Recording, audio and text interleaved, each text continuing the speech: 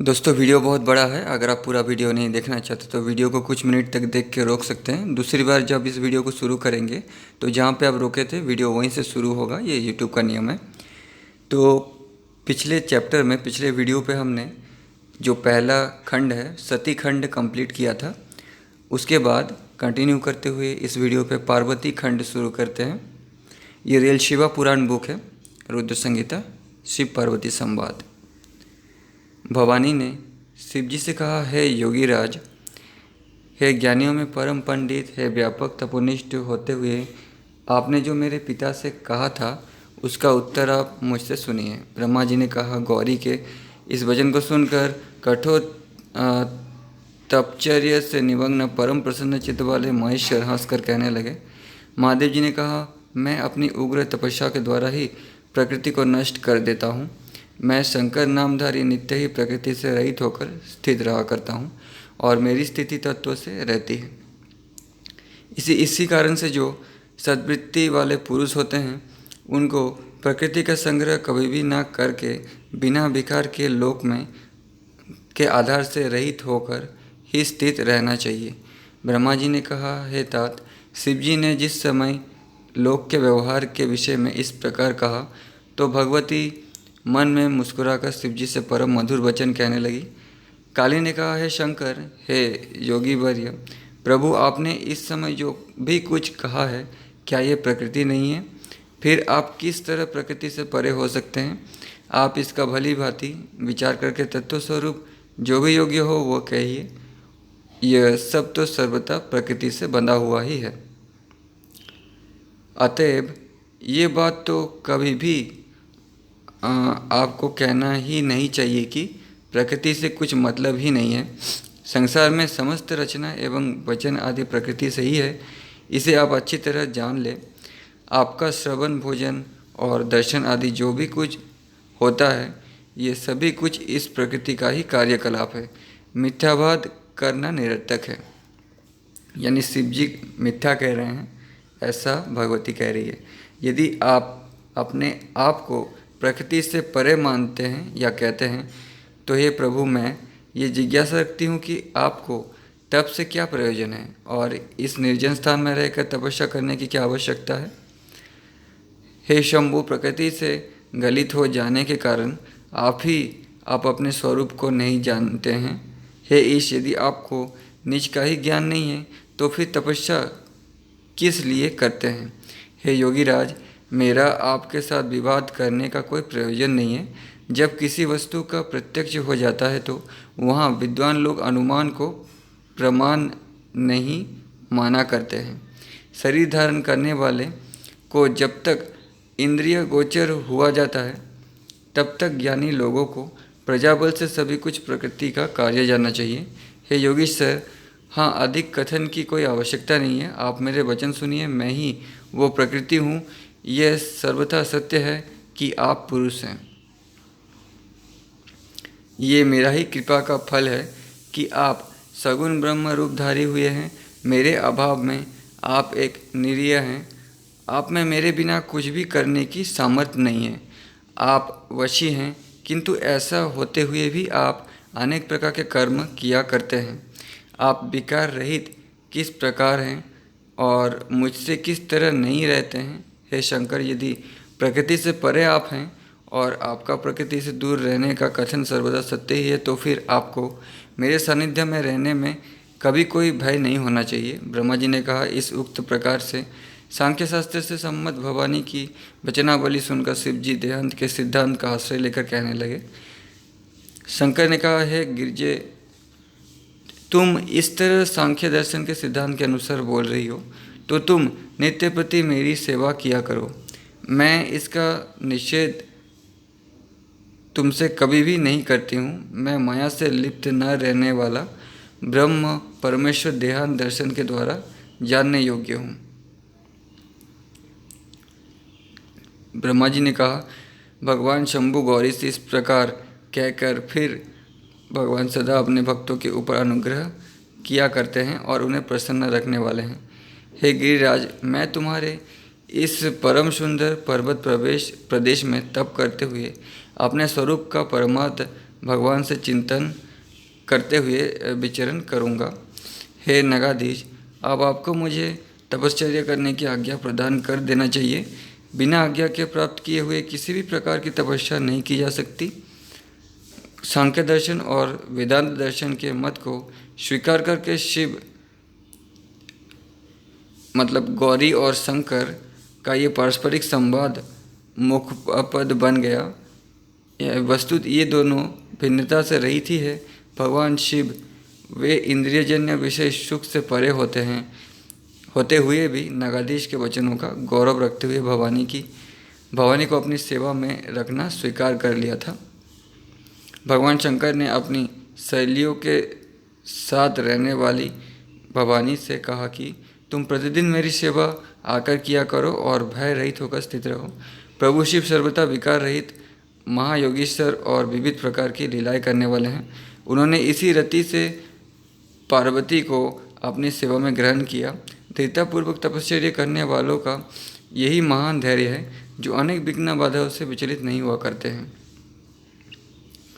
Next chapter, Indra द्वारा कामदेव को शिव के पास भेजना। ब्रह्मा जी ने कहा, देवगण के चले जाने के पश्चात दुरात्मा तारक नाम वाले असुर से परम पीड़ित होकर देवराज इंद्र ने कामदेव का स्मरण किया।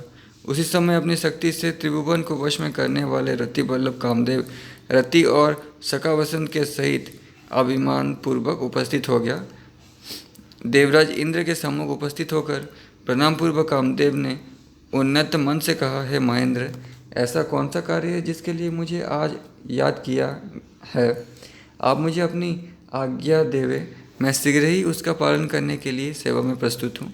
ब्रह्मा जी ने कहा, रति वल्लभ की इस प्रकार के वचन सुनकर इंद्र को बहुत प्रसन्नता हुई और उसकी प्रशंसा करके उन्होंने ये कहा। देवराज ने कहा, हे मकरध्वज, इस समय तुम्हारा ये आरंभ अधिक उत्तम है और अब मेरे इस प्रस्तुत कार्य को पूर्ण करने के लिए जो तुम यहाँ सहस्त्र उपस्थित हुए हो, इसके लिए तुम परम धन्य हो।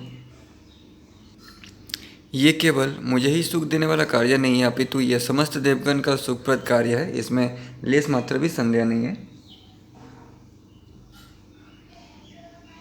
कामदेव ने कहा, हे महाराज, संकट के समय में अधिक बातें बोलने वाला व्यक्ति कुछ भी कार्य नहीं कर सकता है। तथापि मैं जो भी कुछ निवेदन करता हूँ आप सुन लीजिए, क्योंकि आप मेरे परम मित्र होते हैं। अतएव यदि कोई भी आपका पद प्राप्त करने के लिए तपस्या करता है तो मैं आपके उस शत्रु का निश्चय पतन कर दूंगा। चाहे कोई देवर्षि हो गया दानव भी क्यों ना हो, उसके तपोबल को ललनाओं के कटाक्षपात से क्षण भर में नष्टभ्रष्ट कर दूंगा। मनुष्य की तो बात ही क्या है, इसका नष्ट कर देना बहुत सी साधारण काम है। आपके कठोर वज्र तथा अन्य शस्त्रास्त्र अलग ही रखें। मुझे जैसे शक्तिशाली मित्र के होने पर वे मेरा कुछ भी नहीं कर सकते हैं। मैं अपनी अनाद्य शक्ति के द्वारा ब्रह्मा और विष्णु को भी तप से हिला सकता हूँ। शिव जैसे योगस्थ को भी कठिन समाधि से विचलित कर सकता हूँ। अन्य विचारों की गिनती ही क्या है। मेरे कोमल पुष्पों के ये 5 बाणु 3 स्थानों में फूकी हुई कुसुमों की धनु ही, मधुकरों की गुंजार रूपिणी प्रत्यंचा और सुंदर रमणी ही मेरा बल है तथा ऋतुराज सहायक सखा है। मैं 5 प्रकार के उपयुक्त बलों का देवता हूँ और राकापति इंद्र मेरे घनिष्ठ मित्र है। रसराज श्रृंगार मेरा धनाध्यक्ष है और हावभाव की विविध चेष्टाएं मेरे सैनिक हैं। हे देवराज, ऊपर बताए हुए ये सभी मृदुष्य रूप वाले हैं और मैं स्वयं भी मृदुल रूप वाला हूँ। मतिमान का यही कर्तव्य होना चाहिए कि जो भी जिस कार्य के संपादन करने के योग्य हो उसे ही उस कार्य के पूर्ण करने में लगा दे। मेरे करने के लायक जो भी कोई कार्य हो उसे पूर्ण करने के लिए आप मेरी नियुक्ति करें। ब्रह्मा जी ने कहा, कामदेव की ऐसी वचनावली सुनकर इंद्र को बहुत ही अधिक हर्ष हुआ और वो हर्षदगार वचन रूप से रमणियों को सुख देने वाले कामदेव से कहे। इंद्र ने कामदेव से कहा, हे तात, मैंने अपने मन में जो सोचा है उसे एकमात्र तुम ही पूर्ण करने में समर्थ होते हो। अन्य किसी से भी उसका होना असंभव है। तारक नामधारी एक महान दैत्य है जिसने ब्रह्मा जी के अद्भुत वरदान प्राप्त कर लिया है और अब अजय हो गया है।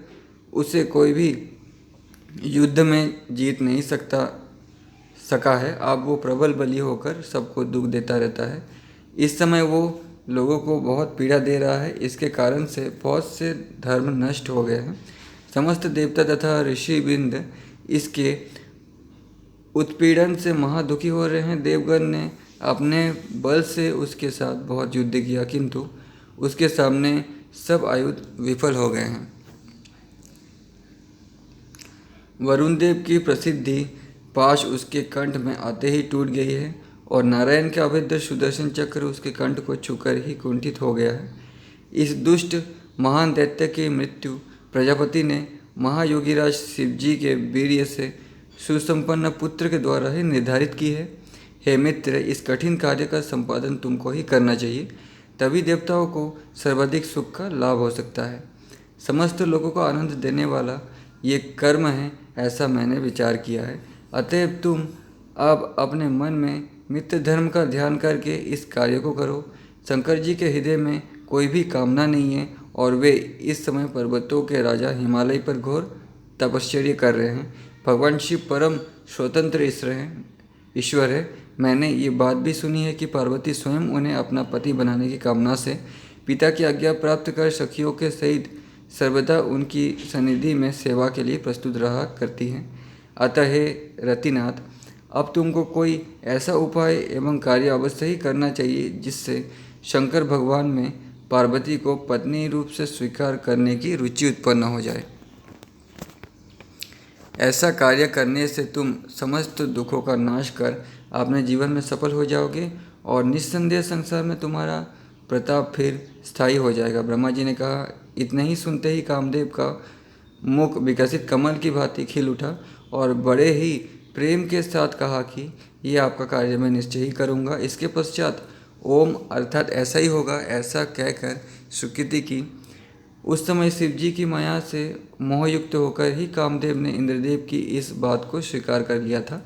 जिस हिमालय के शिखर पर साक्षात योगीराज शंकर घोर तपस्या में लीन समाधिस्थ थे, वहाँ प्रसन्नचित्त कामदेव सुंदरी पत्नी तथा सखा वसंत को साथ लेकर गया।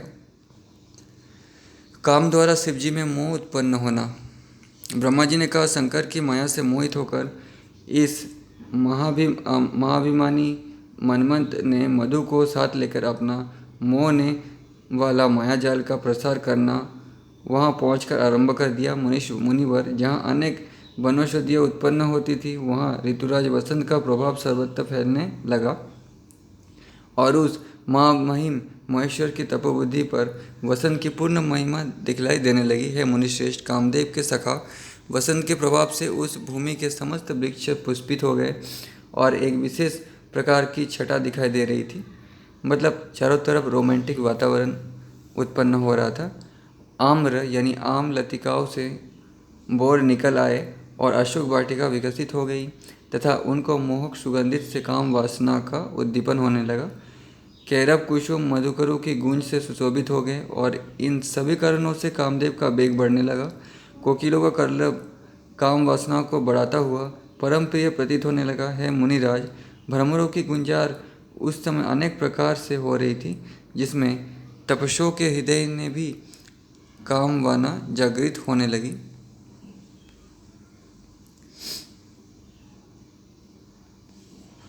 सर्वत्र चंद्रमा की चारुतम चांदनी छिटक उठी, जो कि कामी और कामिनियों के लिए दुंतिकाओं के समान प्रतीत हो रही थी। उस वक्त काम की उद्दीपक तथा मानी और मानिनियों के मान का भंजन कर विहार करने को अग्रसर होने की प्रेरणा देने वाली विरही जनों को अति अप्रिय वायु चलने लगी। वहाँ उस वसंत ऋतु का ऐसा विस्तार सर्वत्र छा गया कि तपोनिरत मुनियों के हृदय में भी काम का उद्दीपन वासना जाग उठी और वनवासी मुनिजनों के लिए वो दुस्सह हो गई है। मुनिवर, उस समय कुछ ऐसा प्रबल प्रभाव सर्वत्र फैल गया कि चेतना वाले प्राणियों की तो बात ही क्या है, जो जड़ अचेतन थे उनमें भी काम की आसक्ति ने घर बना लिया। वसंत ऋतु का ऐसा दुष्सह प्रभाव सभी ओर फैल गया कि समस्त जीवों के हृदय में वहाँ पर असह्य काम का उद्दीपन हो गया था। हे तात, उस समय बिना प्रकृति काल के ऋतुराज का ऐसा चमत्कृत प्रभाव देखकर भगवान शंकर अत्यंत आश्चर्य करने लगे, क्योंकि सुबह ने तो लीला का विस्तार करने के लिए ही शरीर धारण किया है। उस समय सबका दुख निवारण करने वाले शिव जी परम संयुक्त होकर लीला पूर्वक दुष्कर तपश्चर्या करने में निरत हो गए। इस तरह वसंत ने अपना पूर्ण प्रभाव उपस्थित कर दिया। तब कामदेव अपनी स्त्री रति को साथ लेकर आम्र की मृदुल मंजरी का बाण चढ़ाकर शिवजी के वाम भाग में स्थित हो गया। कामदेव के प्रभाव के विस्तार से सभी मोहित हो गए। ऐसा कोई भी न बच सका जो रति के साथ काम को देखकर मोहित न हुआ हो। जब इस तरह रति की प्रवृत्ति हुई तो रसराज श्रृंगार भी अपने हावभाव आदि सैनिक गण को लेकर शंकर जी के निकट प्रविष्ट हो गया। अपने पूर्ण प्रभाव के साथ कामदेव प्रकट हो गया, किंतु शिवजी के मन में कोई छिद्र ना पाकर प्रवेश ना कर सका और बाहिर ही स्थित बना रहा। जब कामदेव ने योगीश्वर शिव के हृदय में काम विकार उत्पन्न करने का कोई भी अवसर नहीं प्राप्त किया तो स्वयं महान होते हुए भी महादेव जी से भयभीत होकर मोहित हो गया। शंकर के मस्तक में रहने वाला तीसरा नेत्र परम प्रज्वलित होकर अग्नि के समान प्रकाश युक्त हो रहा था। ध्यानावस्था में समाधिस्थ भगवान शिव को अपने अधीन बनाने की शक्ति किसकी हो सकती है। उसी समय नित्य की भांति भवानी अपनी सखी सहेलियों सहित बहुत से पुष्प हाथों में लेकर शिव की अर्चना करने को वहां आ गई। जब पार्वती शिवजी के बिल्कुल सामने समीप पहुंची तो भगवान शंकर एक क्षण के लिए अपनी समाधि छोड़कर जाग गए। कामदेव ने इतना ही छिद्र प्राप्त कर लिया और प्रसन्न होकर पास में स्थित होते हुए अमोघ बाण द्वारा शिवजी को आह्लादित करने लगा। हे मुनिवर, उस समय अपने पूर्ण श्रृंगार और हाव भावों के साथ पार्वती का आगमन ऐसा हुआ मानो वो कामदेव की सहायता के लिए मद सुगंध से पूर्ण वायु के साथ वहाँ आई हो। उस समय कामदेव को पूरा अवसर प्राप्त हो गया और शिवजी की मनोरुचि को भवानी के निरीक्षण आदि व्यापारों में बढ़ाने के लिए उसने अपना धनुष संभाल का सावधानी से पुष्पबाण का प्रहार शिव पर किया। प्रतिदिन की भांति शिव के समीप में उपस्थित होकर प्रणाम अर्चना और वंदना का कार्य क्रम के लिए उस समय पार्वती शिव के सम्मुख प्रस्तुत हो गई। शिव ने उस दिन कुछ विशेष रुचि के साथ पार्वती को जैसे ही देखा तो वो स्त्री सुलभ स्वभाव से लज्जित सी होकर अपने अंग प्रत्यंग को सिकुड़ने लगी तो शिवजी पर कामदेव का असर हो गया।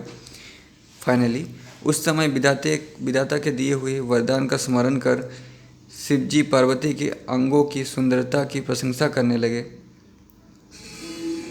पहली बार शिवजी रोमांटिक हो गए।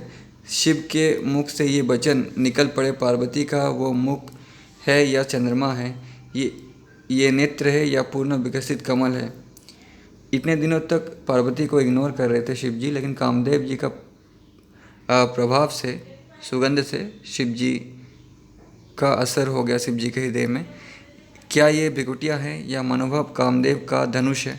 इसकी गति भी अनूठी है, रूप भी अनुपम है और पुष्पों के आभरण तथा वस्त्रादि भी सभी अनोखे दिखाई देते हैं। यहाँ किसका वर्णन किया जाए, कुछ समय में नहीं आता है। इस संसार की रचना में जितना भी जो लालित्य है वो सभी बटोर कर विधाता ने इसी एक में भर दिया है। तो कुछ लोग कहते हैं कि शिवजी पर कामदेव जी का असर नहीं हुआ था, लेकिन ये सच नहीं है। कामदेव सब पर असर करते ही हैं। ये पूर्णतया निस्संदेह है कि इस पार्वती के समस्त अंग प्रत्यंग सब प्रकार से सुंदर एवं मन कामदेव पार्वती के परम धन्य है। इसकी ममता रखने वाली एक सुंदरी अन्य कोई भी स्त्री लोक में नहीं रह सकती है। पार्वती लावण्य की खान है और अनुपम सुंदर अंगों को धारण करती हुई मननशील मुनियों के भी मन को मोहित करने वाली तथा अनिर्वचनीय सुख देने वाली है। शिवजी क्षण मात्र में ही भवानी के सौंदर्य की प्रशंसा करते हुए कुछ विचार कर रहे थे कि उन योगीश्वर शंभु को चेतना आ गई और तुरंत ही विरक्ति भावना में मग्न होकर कहने लगे, ये क्या विचित्र घटना हुई। मुझे ऐसा महामोह किस प्रकार और क्यों हुआ। समर्थ और ईश्वर होते हुए भी मुझे कामदेव ने विकारयुक्त किस तरह कर दिया। मैं इतना समर्थ होते हुए भी किसी के अप्रिय अंगों का स्पर्श करने की लालसा रखूं तो फिर साधारण सामर्थ्य विहीन शूद्र पुरुष संसार में क्या क्या नहीं करेंगे। इस तरह पूर्ण परिपक्व वैराग्य में निमग्न होकर शिव ने अपने मन से पार्वती के प्रेम की प्राप्ति का सुखया को एकदम हटा दिया। सर्वांगयामी परमेश का क्या कभी भी पतन होना संभव हो सकता है? शिव द्वारा कामदेव का भस्म होना। तो दोस्तों, जब शिव जी कामदेव को नहीं जीत सके तो कामदेव को ही मार डाला, क्योंकि इंसान जिसको जीत नहीं सकता उसको ख़त्म कर देना चाहता है। ये भावना उसी से आया है। महान योगेश्वर महादेव जी ने अपने धैर्य से विघ्न होता देखकर विस्मयपूर्वक गहन विचार किया और इस घटना पर बहुत अधिक आश्चर्य किया। शिवजी मन में कहने लगे, मुझे घोर तपश्चर्या करते हुए इस प्रकार के विघ्न क्यों उपस्थित हुए और किस दुरात्मा ने मेरे नितांत शांत चित्त में ऐसा विकार उत्पन्न कर दिया। काम जो भगवान का वरदान है, शिव जी हमेशा काम को गलत समझते थे। वो विकार कह रहे हैं इसको। मैंने अनुराग विभोर होकर अन्य स्त्री के रूप लावण्य का बखान किया, ये धर्म के सर्वथा विरुद्ध ही हुआ। मुझसे आज शास्त्र की मर्यादा का प्रत्यक्ष उल्लंघन हुआ है। ब्रह्मा जी ने कहा, सत्पुरुषों का उद्धार करने वाले महायोगीश्वर परमेश ने ऐसा सोचते हुए अंकित होकर समस्त दिशाओं का अवलोकन किया। उस समय शिव जी ने देखा कि उनके वाम भाग में कामदेव बाण छोड़ने की इच्छा रखकर खड़ा हुआ है और उससे अपनी विजय का लाभ पाने पर वो मामूल बहुत गर्वित हो रहा है। इस दूषित भावना से उपस्थित मदन को देखकर भगवान गिरीश को महान क्रोध उत्पन्न हो गया। है मनुष्य, उसी समय कामदेव भयभीत होकर अपना धनुष बाण वहीं छोड़ अंतरिक्ष में स्थित हो गया। उसने ऐसा समझ रखा था कि मैंने अपना दुनिवार्य अमोघ बाण शंकर जी पर चला दिया है। वो काम का अमोघ अस्त्र परमेश में निष्फल हो गया और शिव के क्रोध उत्पन्न होने पर उसकी अमोघता नष्ट हो गई। शिव के ऊपर चलाए हुए अस्त्र के विफल हो जाने से कामदेव को बड़ा भय हो गया और प्रभु मृत्युंजय को कोपाविष्ट देखकर वो कांप उठा।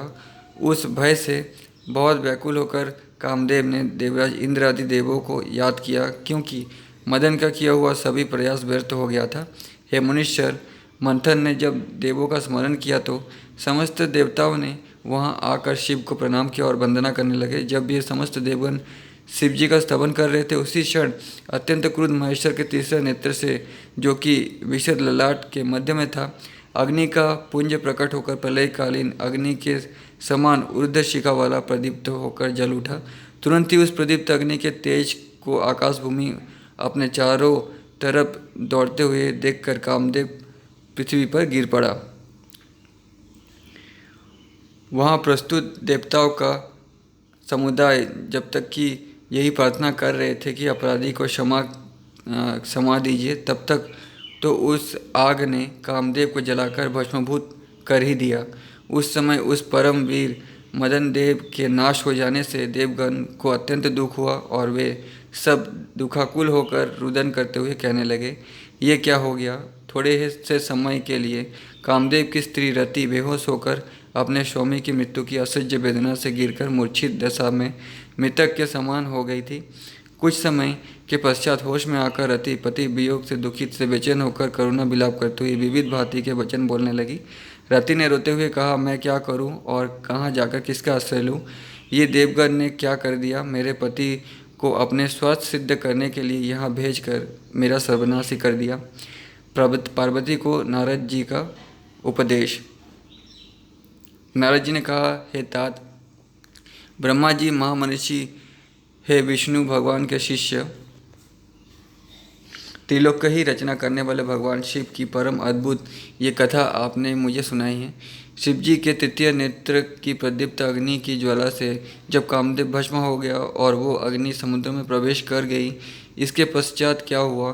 पर्वतराज की पुत्री पार्वती उस समय सखियों के साथ कहाँ चली गई और उसने फिर क्या किया।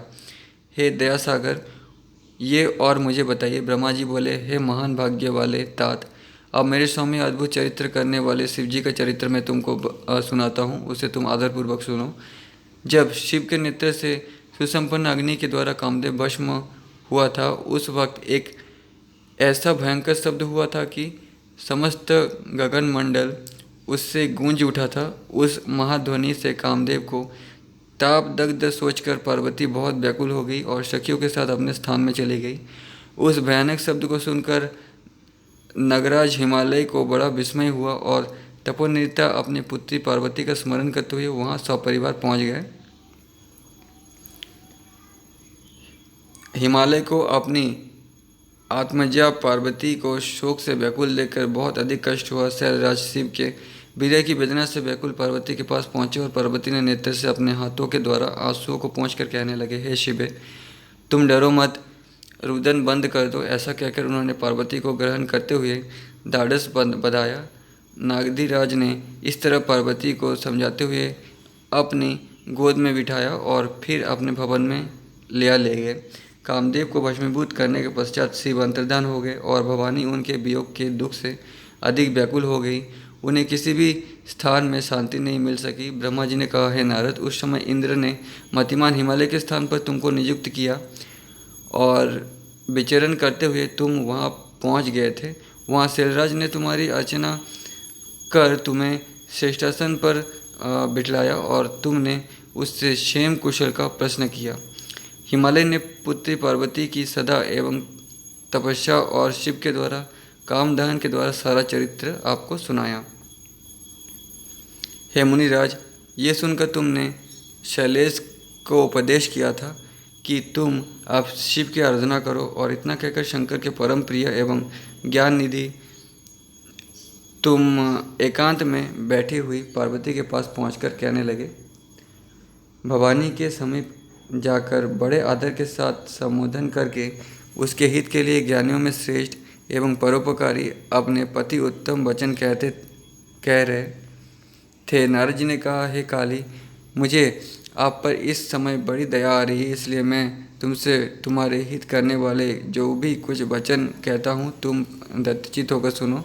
ये मेरे वचन तुम्हारे परम हितकारी और विलाप रहित कामना के प्रदान करने वाले हैं। तुमने महेश्वर की सेवा तो की, किंतु वो तपस्या से रहित थी और तुमको उस सेवा का बहुत गर्व भी हो गया था, इसलिए दिनहितकारी शिव ने अनुग्रह करके ही तुम्हारी वो गर्व नष्ट किया। हे शिवा, तुम्हारे स्वामी महेश्वर महान योगी और परम विरक्त हैं। हे वे भक्त वत्सल है और इसीलिए उन्होंने दुरात्मा कामदेव को भस्म करके भी तुमको छोड़ दिया था।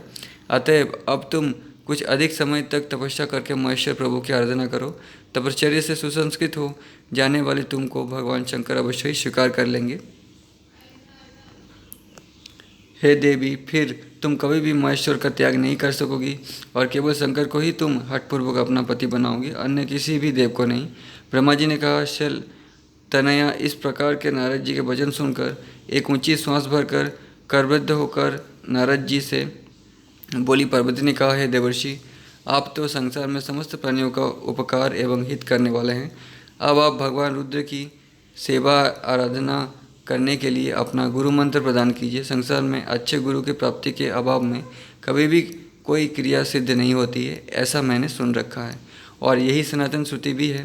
ब्रह्मा जी ने कहा, है मुनिवर, आपने ऐसे पार्वती के विनयपूर्ण वचन सुनकर उसको सविधि शिव के नमः शिवाय इस पंचाक्षरी मंत्र का उपदेश दिया था।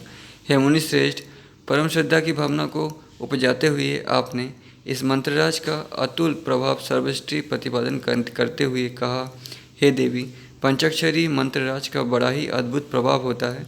इसके केवल श्रवण करने से ही परमेश्वर प्रभु प्रसन्न हो जाते हैं। मैं तुम्हें इसका प्रभाव बतलाता हूँ, तो उसे तुम सुनो। ये सभी मंत्रों का राजा है, हार्दिक कामना तथा भुक्ति और मुक्ति के प्रदान करने की इसमें समर्थ है और यह मंत्र शंकर भगवान को अत्यंत प्रिय है। हे शुभगे, जिस समय भक्ति के साथ तुम इस मंत्र का जाप करोगी तो तुम्हारी आराधना से बहुत सी शीघ्र निस्संदेह प्रत्यक्ष हो जाएंगे। हे शिवे, नियम पूर्वक शिव स्वरूप का मन में ध्यान करते हुए इस मंत्र के जप से निश्चय ही शिव शीघ्र ही तुम पर प्रसन्न हो जाएंगे। हे साध्वी, महेश तपस्या से ही प्राप्त हो सकते हैं और लोक में सब तप से ही अभिष्ट फल की प्राप्ति किया करते हैं। तप का प्रभाव ध्रुव सत्य है, इसमें कुछ भी अन्यथा नहीं है। शिव के निमित्त पार्वती का तप करना। ब्रह्मा जी ने कहा, हे मुनिराज, वहाँ से आपने गमन करने के पश्चात पार्वती परम प्रसन्न हुई और मन में महेश्वर तप के द्वारा ही प्राप्त हो सकते हैं ऐसा दृढ़ निश्चय कर भवानी ने तपस्या में ही मन लगा लिया। फिर अपनी जया विजया नाम वाली 2 सहेलियों के साथ पार्वती ने अपने माता पिता तथा अन्य सखीजनों से जाकर पूछा। सर्वप्रथम आपने पिता हिमालय से प्रणाम पूर्वक विनय और भक्ति के साथ पूछा। पार्वती की दोनों सहेलियों ने हिमालय से प्रार्थना की, हे राजन, आपकी पुत्री पार्वती अपने देह और रूप को सफल करने के लिए आपसे कुछ निवेदन करना चाहती है। आप कृपा कर उसे सुने। वो आपकी आत्मजा आपके कुल को सफल करने की इच्छा करती है। इसे अब निश्चय हो गया है कि भगवान शंकर तब से ही साध्य हो सकते हैं, अन्य कोई भी उपाय उनके प्रत्यक्ष करने का नहीं है। अतएव हे शिलाधीश, आपको आप कृपा कर इसे आज्ञा प्रदान कर देनी चाहिए कि यह पार्वती वन में जाकर शिव की प्रसन्नता के लिए तपस्या करे। ब्रह्मा जी ने कहा, जब पार्वती की सखियों ने ऐसा हिमालय से पूछा तो शैलराज कुछ विचार कर कहने लगे। शैलराज ने कहा, मुझे पार्वती का ऐसा निश्चय बहुत पसंद आया है, किंतु इस प्रकार तप करने की आज्ञा पार्वती की माता से लेनी चाहिए। यदि ऐसा हो जाए तो इससे श्रेष्ठतम अन्य क्या बात हो सकती है। ब्रह्मा जी ने कहा, शैलराज के ऐसा वचन सुनकर वे दोनों सखी पार्वती की माता से पार्वती की तपस्या के हेतु अनुमति प्राप्त करने के लिए वहाँ गई। हे नारद, वे दोनों भवानी की माता के समक्ष प्रणाम पूर्वक सादर करबद्ध हो प्रार्थना करने लगी। सखियों ने कहा, हे माता, आपकी पुत्री आपसे कुछ निवेदन करना चाहती है और हम प्रणाम करते हैं। आप प्रसन्नतापूर्वक इनकी प्रार्थना को स्वीकार करने की योग्य है, उसे स्वीकार कीजिए। आपकी पुत्री अपने अविष्ट देव शंकर को प्राप्त करने के लिए वन में जाकर तप करना चाहती है। इसने अपने पिताजी से तो आज्ञा प्राप्त कर ली है, अब आपसे अनुमति लेने के लिए यहाँ उपस्थित हुई है। हे पतिव्रते, आपकी पार्वती अपने रूप को सफल बनाना चाहती है। यदि आपकी आज्ञा प्राप्त हो जाए तो वो वन में जाकर कठोर तप व्रत धारण कर लेगी। तो मतलब सतयुग की कहानी है ये। और सतयुग के जो मनुष्य होते थे उसमें और भगवान में कोई ज़्यादा फर्क नहीं हुआ करता था। वो ब्रह्मा विष्णु महेश को गुरु की तरह मानते थे, घर में निमंत्रण करते थे, उनसे मिलते भी थे, क्योंकि सब ब्रह्मा जी के वंशज ही थे। हे मुनीश्वर, ये कहकर वे सखियाँ चुप हो गई और पार्वती की माता मैना ने व्याकुलतावश उसको सपरिवार स्वीकार नहीं किया। उस समय भवानी ने मन में शिव का ध्यान रखकर स्वयं ही विनयपूर्वक हाथ जोड़कर माता से प्रार्थना की। पार्वती ने कहा, हे माता, मैं महेश की प्राप्ति के लिए कल प्रातःकाल में ही तपस्या करने के लिए तपोवन में प्रस्थान करूंगी, अतः प्रसन्नतापूर्वक आज्ञा प्रदान करें। ब्रह्मा जी ने कहा, प्रिय पुत्र की इस वचन को सुनने से मैना को अत्यंत दुख हुआ। परम और विफल होकर बेटी को अपने पास बिठाकर कहने लगी। मैना ने कहा, हे पुत्री शिव, यदि तुझे दुख है और तेरी शिव के निमित्त तपस्या करने की प्रबल इच्छा है तो तू यहाँ अपने घर में ही स्थित रहकर तपश्चर्या कर, बाहर कहीं भी मत जा। तू वन में घर छोड़कर कहाँ जाएगी? मेरे इस घर सभी देवता में विशेष हट करना उचित नहीं है। तब के लिए बाहर मत जाओ। इसके पूर्व तुमने क्या साधन कर ली है और क्या करना चाहती हो? हे बेटी, तेरा शरीर कुसुम से भी अधिक कोमल है और तपस्या का कार्य बहुत कठिन है, इसलिए तू यहीं अपनी साधना पूरी कर, कहीं बाहर मत जा। हे मनोकामना रखने वाली पार्वती, तपोवन में स्त्रियों की गति नहीं सुनी गई है, अतएव तपस्या करने के लिए वन गमन नहीं करना चाहिए। ब्रह्मा जी ने कहा, मैना ने अनेक प्रकार से पुत्री को तपोवन जाने के लिए निवारण किया, किंतु भवानी ने शंकर की आराधना के अतिरिक्त किसी भी तरह सुख नहीं समझा। मैना ने अनेक बार तपस्या करने के लिए वन में जाने का निषेध किया, इसी कारण से भवानी का नाम उमा पड़ गया। हे मुनीश्वर, शैलराज की पुत्री शिव को अत्यंत दुखित जाकर मैना ने उसे तपश्चर्या करने के लिए आज्ञा प्रदान कर दी। हे मुनिवर, उस समय माता की आज्ञा प्राप्त कर सुब्रत भाली भवानी ने शंकर जी का स्मरण करके हृदय में बहुत सुख का लाभ किया। गौरी अपने माता पिता को प्रणाम करके शिव जी के चरणों का स्मरण करते हुए अपने 2 सहेलियों का साथ में लेकर वन में तपश्चर्या करने के लिए चली गई। विविध भांति के मत तथा अनेक प्रकार की वस्त्रादि का त्याग कर भवानी ने कोटी में सुंदर भुज्जी बांध ली और बतकल के वस्त्र लज्जा से निवारण के लिए धारण कर लिए। कंठहार के स्थान में मृगचर्म धारण कर लिया और गंगोत्तरी के निकट तप करने को चल दी, जिस स्थान पर भगवान शंकर ने अपनी समाधि लगाई थी और जहाँ पर मंथन को भस्म किया था, वही गंगा के अवतरण होने का एक हिमालय का प्रस्थ है। हे तात, सबसे पहले पार्वती उसी स्थल पर पहुंची, किंतु उस जगदम्बा के वहां पहुंचने के समय पर वह स्थान शिवजी से रहित पड़ा था। सर्वप्रथम शिवजी ने उस स्थान पर परम उत्कट तपस्या की थी। वहाँ एक क्षण के लिए पार्वती स्थित रही और फिर शिव के विरह में बहुत अधिक व्याकुल हो गई। अत्यंत वियोग के दुख में बेचैन होती हुई भवानी गहन शोकमग्न होकर हाँ शंकर ये कहकर रुदन करने लगी। बहुत समय के पश्चात रुद्रानी ने धैर्य धारण कर विरह के मोह को स्तंभित किया और दीक्षित विधान से तपश्चर्या के लिए नियत धारण किया।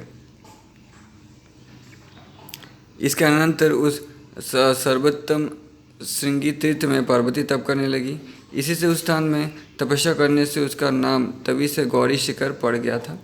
हे मुनि, पार्वती ने अपने किए जाने वाले तप का फल किस तरह ज्ञात होगा, ये जानने के लिए वहाँ परीक्षा के लिए बहुत से वृक्ष लगाए थे। वे सब भवानी के यहाँ पदार्पण करते ही एकदम हरे भरे हो गए। गौरी ने पहले भूमि की शुद्धि की और फिर उस स्थान में वेदी की रचना की। इसके अनंतर ऐसी घोर तपस्या का आरंभ किया जो कि महामुनियों को भी दुष्कर थी। तन के साथ समस्त इंद्रियों का निरोध करके ध्यानावस्थित होकर कठोर तपस्या करने लगी। ग्रीष्म की ऋतु में अहरनित अपने चारों ओर अग्नि जलाकर स्वयं मध्य में बैठकर पार्वती ने मंत्र का जप किया। वर्षा काल में खुले मैदान में आसन जमाकर एक शिला पर बैठे हुए अपने ऊपर अविरल वर्षा की धारा लेकर जप किया। शीतकाल को कठिन रात्रियों में शिव भक्ति में निरत होकर बिना आहार किए जल के मध्य में स्थित होकर ध्यान का मंत्र जप भवानी ने किया। इस तरह समस्त कर्मों के फल प्रदाता शंकर जी के ध्यान में निमग्न होकर पार्वती ने घोर तपस्या में पंचाक्षरी मंत्र का जप किया। वहाँ अपने समारोपित वृक्षावली का संचन स्वयं अवकाश पाकर पार्वती करती थी तथा अपनी शैलियों से उन्हें शिक्षित कराती थी और सर्वज्ञ समागन अतिथियों का सत्कार करती रहती थी। शीत बाद वर्षा और ग्रीष्म के विविध प्रकार के संतापों को सावधान चित्त से सहन करने लगी। इस तपश्चर्या के काल में भवानी को विघ्न स्वरूप अनेक दुख उपस्थित हुए, किंतु उसने किसी की परवाह नहीं की। है मुनीश्वर, पार्वती का ध्येय तो एक शिव आराधना थी। उसने उसी में पूर्ण रूप से मन लगाया था। प्रथम वर्ष में फलों का भोजन और दूसरे वर्ष में पत्तों का आहार करते हुए तपस्या में देवी को इसी क्रम से बहुत से वर्ष व्यतीत हो गए। इसके अनंतर भवानी ने पर्णाहार का भी त्याग कर दिया था। उसी समय देवगण ने शिवा का नाम अपर्णा रख दिया। शिवा मतलब पार्वती की बात हो रही है यहाँ पे। कुछ समय बाद गौरी ने एक चरण से खड़े होकर पंचाक्षरी मंत्र के जाप द्वारा महातपश्चर्या का आरंभ कर दिया। पार्वती की ऐसी घोर तपस्या थी कि उसने चीर बल्कधारी जटा जूट से युक्त शिवजी का ही चिंतन करते हुए अपने तप द्वारा उसने महातापस मुनियों को भी जीत लिया था। इसी भांति तप करते हुए और महेश्वर का ध्यान करते हुए भवानी को उस तपोवन में 3 सहस्त्र वर्ष व्यतीत हो गए। जिस स्थान पर शिव ने 60,000 वर्ष प्रयत्न तपस्या की थी, वहाँ एक क्षण के लिए स्थित होकर पार्वती अपने मन में विचार करने लगी, क्या मेरे उपास्य महेश्वर ये नहीं जान पाए हैं कि मेरे पाने के लिए ही ये तपोनिरता हो रही है, जिससे कि इतने लंबे समय में भी तपस्या करने वाली मेरी शुद्धि नहीं ले सके। लोक में और वेद में तथा मुनि समाज में ये प्रख्यात है कि महेश सर्वज्ञ, सर्वयामी और सर्वदर्शी है एवं वे सब प्रकार के प्रदाता, समस्त भावों से अनुभाव चित्त और सर्वथा अपने भक्तों की मनोकामना को पूर्ण करने वाले तथा सभी क्लेशों के निवारक हैं।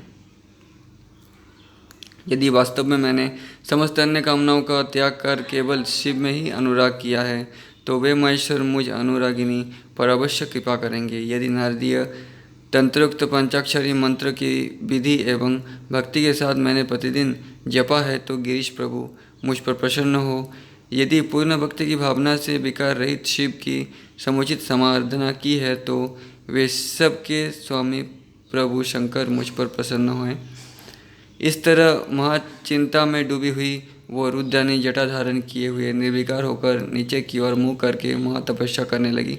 पार्वती ने ऐसा कठोर तप किया कि मुनिगण भी उसे नहीं सह सकते थे। उन्हें ये देखकर बड़ा आश्चर्य हो रहा था। अनेक ऋषि मुनि तो पार्वती की कठोर तपस्या को सुनकर वहाँ देखने के लिए आए और अपने को परम धन्य समझकर भवानी की प्रशंसा करते हुए अत्यधिक विस्मित हुए। जो धर्मवृद्ध होते हैं उनके समीप गमन करना महान पुरुषों को परम कल्याणकारी होता है। तप का कोई प्रमाण नहीं होता एवं पंडित को सर्वथा धर्म को मान्यता देनी चाहिए। पार्वती की तपश्चर्या देख व सुनकर दूसरों के तप को हेय बताते हुए मुनिजन कहने लगे, तब तो ऐसा ही होना चाहिए जैसा ये श्री शिव के लिए किया जा रहा है। इनसे विशेष बढ़कर लोक में अब तक न किसी ने किया और न भविष्य में ही हो सकेगा। इस प्रकार वे सब पार्वती के तप की प्रशंसा कहते सुनते अपने अपने स्थानों को चले गए। यद्यपि वे कठिन अंग वाले थे। हे महर्षि, अब तुम जगदम्बा के परम अद्भुत चरित्र का तथा उनकी तथा तपस्या के प्रबल प्रभाव को सुनो। परस्पर में स्वभाव के विरोधी भी कोई उस आश्रम में पहुँचते ही अपने स्वाभाविक विरोध का त्याग कर देते थे। ये पार्वती के तप और स्वभाव का ही प्रभाव है। सिंह और गो परस्पर में रागादि दोष वाले हैं, किंतु उस तपोवन में शिवा की महिमा से किसी ने भी किसी को कभी कोई बाधा नहीं पहुंचाई। मूषक और मार्जार आदि अन्य भी स्वाभाविक शत्रुओं ने अपनी स्वभाव सिद्ध शत्रुता का वहाँ त्याग कर दिया था। वहाँ के वृक्ष लता आदि सब पुष्पित और फलित हो गए। हे मनुष्य, उस समय बड़े बड़े विचित्र पुष्प विकसित हो गए और समस्त तपोवन कैलाश के समान बन गया था। ये कभी कुछ पार्वती के कठोर तप का ही प्रभाव था। इस तरह वो देवी सिद्ध रूप हो गई। नेक्स्ट चैप्टर, देवताओं का तप से व्याकुल होकर ब्रह्मलोक जाना। ब्रह्मा जी ने कहा, हे नारद, इस तरह तपस्या करते हुए पार्वती को जब बहुत समय हो गया तब शिव दर्शन की उत्कट लालसा करते हुए भी शिव के दर्शन की प्राप्ति नहीं हुई। तब दृढ़ निश्चय वाली पार्वती के पास हिमालय स्त्री पुत्र और मंत्रियों के साथ उपस्थित हुए और भवानी से कहने लगे, हे महाभागे, हे पार्वती, इस तपस्या से तो खिन्न मत होना। हे बाले, तुमको रुद्र दर्शन नहीं दे रहे हैं, सो वे परम विरक्त हैं। इसमें तनिक भी संदेह नहीं है। तू परम सुकुमार अंग प्रत्यंग वाली है, अतः तपस्या मोहित हो गई है, इसमें संदेह नहीं है। मैं तुमसे जो कुछ भी कहता हूँ ये पूर्ण सत्य है। हे बरबरिनी, इसीलिए आप तुम तप को छोड़कर उठ जाओ और अपने घर को चलो। ऐसा गुरुदेव से तुम्हारा क्या मनोरथ पूरा होगा, जिसने पहले ही रतिनाथ कामदेव को भस्म कर दिया है। शिवजी तो विकास रहित है, अतः वे तुमको ग्रहण करने के लिए कभी नहीं आएंगे। हे देवी, तुम अपने पाने की क्यों प्रार्थना कर रही हो? जिस तरह गमन मंडल में चंद्र को कोई भी प्राप्त नहीं कर सकता है, हे पाप हरिते, उसी बात तुम शिव की प्राप्ति भी परम दुर्लभ और दुर्गम समझ लो।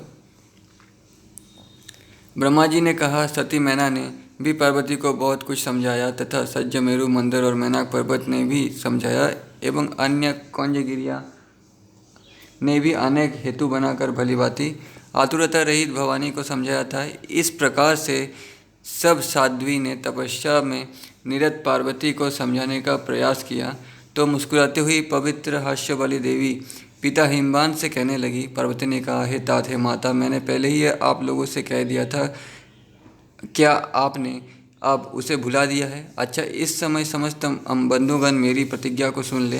ये सुनिश्चित है कि महेश्वर परम विरक्त हैं और उन्होंने क्रोध से कामदेव को भी भस्म कर दिया है। उनके मन में प्रेम या मोह नहीं है। अब उन्हीं भक्तों पर कृपा दृष्टि करने वाले शिव को मैं अपनी इस उग्र तपस्या से संतुष्ट एवं प्रसन्न अवश्य ही करूँगी। आप लोग प्रसन्नतापूर्वक इस समय अपने अपने स्थानों को चले जाए। इसमें कुछ भी संदेह नहीं है कि शंकर भगवान मुझ पर प्रसन्न होंगे। जिस प्रभु ने कामदेव को जलाकर भस्म कर दिया है और गिरि के वन को दग्ध कर दिया है, मैं अब उन्हें अपने तपोबल के प्रभाव से यहाँ पर ही बुला लूँगी। हे महान भाग्यवाली, मैं आपसे परम सत्य सिद्धांत बताती हूँ कि महाभाग शिव केवल महान तपोबल से ही सेवित हो सकते हैं। ये आप खूब अच्छी तरह समझ ले। ब्रह्मा जी ने कहा, शैलराज की आत्मजा गिरिजा ने अपनी माता मेनका, भाई मेनक और पिता हिमाचल से ऐसा कहकर तथा मंदर को भी इसी तरह समझाकर सुभाषिनी ने मौन धारण कर लिया। गिरिनंदिनी के ऐसे वचन सुनकर पर्वतराज और सुमेरु गिरी आदि बार बार पार्वती की दृढ़ता की प्रशंसा करते हुए परम आश्चर्य होकर वापस चले गए। सबके जाने के पश्चात भवानी अपने शैलियों के साथ परमार्थ के निश्चय से महान तप से पुनः संलग्न हो गई। उस समय उसके कठोर तपोव्रत से चराचर सभी संतप्त हो उठे हैं। मुनीश्वर, त्रिभुवन में देव और असुरों में कोई ऐसा नहीं रहा जिससे संताप न हुआ हो। सूर, असुर, यक्ष, किन्नर, चारण, सिद्ध मुनि, मनोरथ, विद्याधर, प्रजापति और गुहक सबको महान कष्ट होने लगा और इसका क्या कारण है ये किसी को भी ज्ञात न हो सका। इंद्र आदि समस्त देव गुरु बृहस्पति से परामर्श कर सुमेरु पर्वत पर सर्वागत संताप से अत्यंत व्याकुल होते हुए विधाता की शरण में पहुँचे। वहाँ जाकर सबने मुझे प्रणाम किया, यानी ब्रह्मा जी को प्रणाम किया। मैंने देखा उनकी कांति एकदम क्षीण हो चुकी है। उन्होंने मेरी स्तुति कर कहना आरंभ किया। देवगण ने कहा, हे विभो, आपका निर्मित चराचर जगत किस कारण से इस समय परम संतप्त हो रहा है? हम लोग कोई भी इसका कारण नहीं समझ पा रहे हैं। ब्राह्मण, आप ही इसका कारण एवं उपाय बतलाइए। हमारा शरीर संताप से जल सा रहा है। आपके अतिरिक्त हमारा कोई अन्य रक्षा करने वाला नहीं है। ब्रह्मा जी ने कहा, मैंने उनकी प्रार्थना सुनकर मन में शिव का स्मरण करके विचार किया कि यह पार्वती की उग्रतम तपस्या का ही परिणाम है। उस समय समस्त विश्व को ताप दग्ध जानकर सब लोग क्षीर सागर पर पहुँचे और भगवान नारायण से ये बात कही। वहाँ सुखासन पर स्थित नारायण की सेवा में प्रणाम पूर्वक सबने स्तुति करके निवेदन किया, हे नारायण, हम पार्वती की कठोर तपश्चर्या के तेज से अति संतप्त होकर आपकी चरण में आए हैं। आप हमारी रक्षा कीजिए। इस प्रकार हम समस्त देवगण को प्रार्थना सुनकर भगवान रमापति शेष शैया पर बैठे होकर हमसे बोले, गिरिनंदिनी की उग्र तपस्या का कारण हमको ज्ञात हो गया है। अब आप सबके साथ हम महेश्वर के स्थान पर चलते हैं। हे देववृंद, हम सभी महेश्वर के पार्वती के पानी ग्रहण की प्रार्थना करेंगे। इस पानी ग्रहण के कर लेने पर सभी लोगों का परम कल्याण होगा। परमदेव महेश्वर पार्वती को वरदान देने के लिए जिस तरह भी वहाँ जाएं, हम सभी उनसे यही प्रार्थना करेंगे और अब हमको वही चलना चाहिए, वहाँ जहाँ वो महाप्रभु अपनी उग्र तपस्या से परम मंगल सुसंपन्न होकर विराजमान है। ब्रह्मा जी ने कहा, तब सब देवता कहने लगे, हम उन प्रलय करने वाले महादेव से अत्यंत भयभीत है, क्योंकि उन्होंने भयंकर क्रोध से हटता बस कामदेव को भस्म कर दिया है। हम उन महाक्रोधाविष्ट काला नल के समान कांति वाले यानी गुस्सैल विरूपाक्ष से यानी शिव से अत्यंत डरे हुए हैं। अतः महायुक्त उनके समीप हम नहीं जाएंगे। वे क्रोध से भरे हुए हैं। जैसे परम दुष्य कामदेव को भस्म कर दिया, वैसे ही हम सबको भी वे निस्संदेह भस्म कर देंगे। ब्रह्मा जी ने कहा। भगवान विष्णु देवगण के वे वचन सुनकर सबको सांत्वना देकर कहने लगे। भगवान हरि ने कहा, हे देववृंद, तुम सब मेरे वचन पर विश्वास करो और सुनो।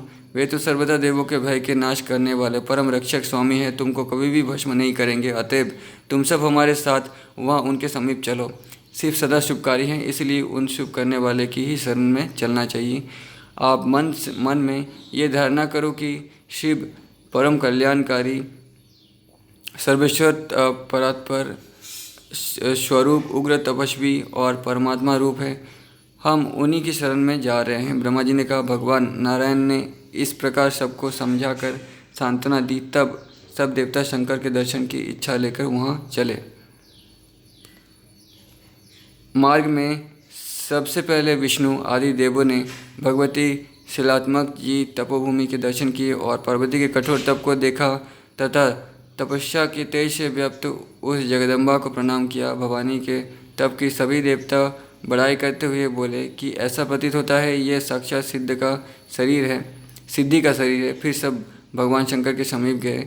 हे मुनिवर, वहाँ पहुंचकर समस्त देवों ने आपको ही पहले शिव जी के पास भेजा और मंथन करने वाले शंकर को देखकर दूर ही स्थित हो गए। हे मुनि, आप उस वक्त निर्भीक होकर शिव जी के समीप गए और आपने विशेष रूप से महेश्वर को प्रसन्न देखा। फिर आपने यंत्र करके देवगण को बुलाया और विष्णु आदि सभी शंकर के सन्निकट में ले गए। तब वहाँ विष्णु प्रभृति सब देवों ने सुखपूर्वक विराजमान और प्रसन्न मुख एवं भक्तों पर कृपा करने वाले शंकर के दर्शन किए। उस वक्त शिव जी योगासन पर संस्थित थे और तपश्चर्या करने का रूप धारण किए हुए थे। उनके चारों ओर गण घिरे हुए थे। उस समय में भगवान विष्णु, समस्त सुरसिद्ध और मुनिगण सबने शिव को पहले प्रणाम किया, फिर वेद और उपनिषदों के सूक्तों के द्वारा उनकी स्तुति की। नेक्स्ट चैप्टर, ब्रह्मा विष्णु के आग्रह से शिव जी का सम्मत होना। देवताओं ने कहा, काम को भस्म करने वाले, उज्ज्वल कांति से पूर्ण नेत्र को धारण करने वाले, परम स्तुति के योग्य रुद्रदेव भगवान शंकर को सबको प्रणाम स्वीकार हो। शिपि, विष्ट, सोम और मीमाक्ष के लिए प्रणाम है। महेश्वर इस जगत के उन्मत्त करने वाले और स्वर्ग के स्वामी हैं, उनके लिए सबका प्रमाण स्वीकार हो। आप सब लोगों के स्वामी, माता पिता और ईश्वर हैं। आप शंभु, ईश और शंकर तथा दया करने वाले हैं। हे महेश्वर, आप त्रिभुवन के विधाता और रक्षक हैं, अतः आप हमारी रक्षा करें। आपके अतिरिक्त दुख का नाश करने को अन्य कोई समर्थ नहीं है। ब्रह्मा जी ने कहा, देवगण के ऐसे दीनता भरे वचन सुनकर परम कृपालु नंदिकेश्वर महेश्वर से विज्ञप्ति करने लगे। नंदिकेश्वर ने कहा, हे भगवान शंकर, दैत्यों की दी हुई पीड़ा से अत्यंत उत्पीड़ित होकर परम व्याकुल विष्णु आदि समस्त देवगण, मुनिवृंद और सिद्ध लोग आपके पुण्यमय दर्शन के लिए यहाँ उपस्थित हुए हैं। हे शूरवर, ये सब असुरों से ताड़ित एवं तिरस्कृत होकर अब आपकी शरण ग्रहण करना चाहते हैं। हे सर्वेश्वर, हे दीनबंधु, अब आपको इन सब की रक्षा करनी चाहिए। आप तो विशेष रूप से भक्तों के बतकल कहे जाते हैं। ब्रह्मा जी ने कहा, जब नंदिकेश्वर ने दयालु शिव जी से इस तरह प्रार्थना की तो ध्यानावस्था से जग कर शंकर ने शनि शनि अपने नेत्र खोले। इसके अनंतर परम पंडित शंकर ध्यान से धीरे धीरे उपरत होकर अपनी समाधि से जागृत हुए और देवताओं से बोले। भगवान शंकर ने कहा, हे देववृंद, तुम हरि, ब्रह्मा आदि सब हमारे पास किस कारण से उपस्थित हुए हो? आप लोग यहाँ आने का कारण स्पष्ट रूप से हमको बतलाओ। ब्रह्मा जी ने कहा, भगवान शिव के ऐसे आशा भरे वचन सुनकर समस्त देवों को अत्यंत हर्ष हुआ और विज्ञप्ति करने के लिए विष्णु के मुख की ओर ताकने लगे।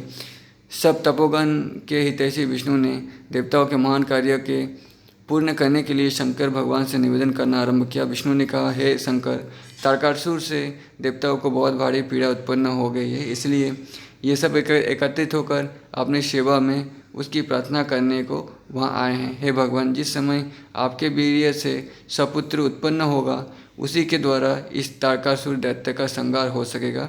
ये मेरा निवेदन पुण्यतः, सत्य और ध्रुव है। हे महेश्वर, मैं प्रणतिपूर्वक प्रार्थना करता हूँ कि आप इस तथ्य पर विचार कर मुझ पर कृपा कीजिए। हे स्वामी, तारकासुर बड़ा भागी कष्ट दे रहा है, आप उससे सबका उद्धार कीजिए। हे शंकर, गिरिराज हिमवान अपनी महाभागा प्रिय पुत्री गिरिजा को आपकी सेवा में पत्नी रूप में देने को इच्छुक हो रहे हैं। आप उसका दक्षिण कर से प्राणी ग्रहण कर उसे स्वीकार करें। भगवान विष्णु के वचन श्रवण कर शिव जी ने योग में परायण समस्त देवगण को व्यवहारिक सुंदर गति का प्रदर्शन करते हुए प्रसन्नचित्त से कहा, जब परम सुंदरी गौरी मेरे द्वारा अंगीकृत की जाएगी तब सभी सूर्य ऋषि और मुनिवृंद सकाम हो जाएंगे और पारमार्थिक मार्ग की सामर्थ्य खो बैठेंगे, क्योंकि पानी ग्रहण हो जाने पर वही दुर्गा भस्मीभूत कामदेव को पुनर्जीवित करा देगी। मैंने तो ब्रह्मा जी के वचन से सबके कार्य की सिद्धि के लिए कामदेव को भस्म किया। हे विष्णुदेव, इस बात में कुछ भी संदेह नहीं है। हे देवेंद्र, आप ही स्वयं और अकार्य की व्यवस्था के मन में विचार करें और परम बुद्धिशील आप इन देवताओं के साथ इस विषय में कोई हट ना करें। हे विष्णु, कामदेव को भस्म कर मैंने देवगण का एक परम महान कार्य किया है। जिस तरह मैं इस समय हूँ वैसे ही समस्त देवता भी काम वासना से मुक्त होकर स्थित रहे। जैसे मैं तपश्चर्या में मग्न हूँ हे देवगण, वैसे ही आप सब भी दुष्कर तपस्या करो हे देवबिंद, उस काम के बिना समाधिस्थ हो, परम आनंद के साथ निर्विघ्न तपोव्रत का पालन करो हे विधाता। हे विष्णु, हे हेमद्र, हे मुनिवृंद, हे देवगण, यदि कामदेव की पुरानी सब बात भुला दी हो तो पुनः उसी पुरातन बात का स्मरण करके भली भांति विचार करो हे देवगण। उस परम शक्तिशाली पुष्पधंतवा ने महेंद्र मुनि और देवों की जो दशा की है, आपको उसका अच्छी तरह विचार अवश्य ही करना चाहिए। उसने पहले भी सबका ध्यान कष्ट दिया था। नरक का द्वार काम ही होता है, इसके कारण ही क्रोध की उत्पत्ति होती है। क्रोध से मोह, मोह से स्मृति भ्रम और भ्रम से बुद्धि का नाश होकर तप का नाश होता है। हे देवगण, आप सबको काम तथा क्रोध का त्याग कर देना चाहिए। मेरी ये उपदेशपूर्ण बात आप लोग अवश्य मान ले, इसमें पूरा तत्व भरा हुआ है। लेकिन दोस्तों, इच्छा से जितना दूर जाएंगे, इच्छा आपको उतना अट्रैक्ट करेगी। उसको जीतना चाहिए, उससे दूर नहीं जाना चाहिए। यहाँ पे शिव जी कह रही है कि उससे दूर चले जाओ। ये कृष्ण ने गीता में कहा है कि इच्छाओं को जीतना चाहिए। ब्रह्मा जी ने कहा, विषध्वज महेश ने ऐसा कहकर विष्णु विधाता देवबिंद और मुनिगण से उत्तर श्रवण करने की इच्छा प्रकट की। इसके पश्चात शिव ध्यानमग्न होकर मौन हो गए। उस समय वे गणों से युक्त थे और एक स्नायु के तुल्य अचल हो गए। महेश्वर भगवान निरंजन, निराकार, निराभास, निर्विकार और निरामय आत्म तत्व का अपना ही आत्मा में चिंतन करने लग गए। वे ये चिंतन कर रहे थे कि परमात्मा तत्व परात्पर नित्य स्वरूप निर्वग्र ममता से रहित निर्गुण ज्ञान द्वारा जानने योग्य और शब्द से भी परे हैं। इस तरह परम तत्व का ध्यान करते हुए समस्त जगत के त्वष्टा प्रभु शंकर परमानंद में निमग्न हो गए। तब समस्त देवता और विष्णु ने महादेव को ध्यानावस्थित देखकर नंदिकेश्वर से कहा, हम लोग अब क्या कर सकते हैं? शंकर भगवान तो समाधि में लीन हो गए हैं। आप ही परम विरक्त शिव के सच्चे सखा और परम पवित्र सेवक हैं। हे गणाधीप, जिस उपाय से शंकर प्रसन्न हो वही हमें कृपा कर बतलाइए। हम सब आपकी शरण में आए हैं। हे मुने, इस तरह प्रसन्नतापूर्वक देवताओं की स्तुति सुनकर शिव के परम प्रिय नंदी ने देवताओं से कहा, नंदिकेश्वर ने कहा, हे ब्रह्मा विष्णु प्रभृति देव मुनियों। नंदिकेश्वर ने कहा, हे ब्रह्मा विष्णु प्रभृति देव मुनियों, अब मैं आप सबको शिव को संतुष्ट एवं प्रसन्न करने वाली बात बतलाता हूँ, उसे सुनिए।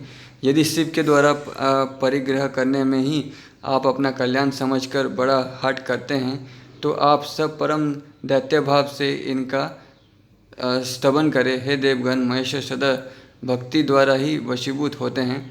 वो भक्ति भी उच्च कोटि की होनी चाहिए, साधारण से काम नहीं चलेगा। शिव भक्ति द्वारा वश होकर जो कोई अकार्य भी होगा उसे भी कर दिया करते हैं।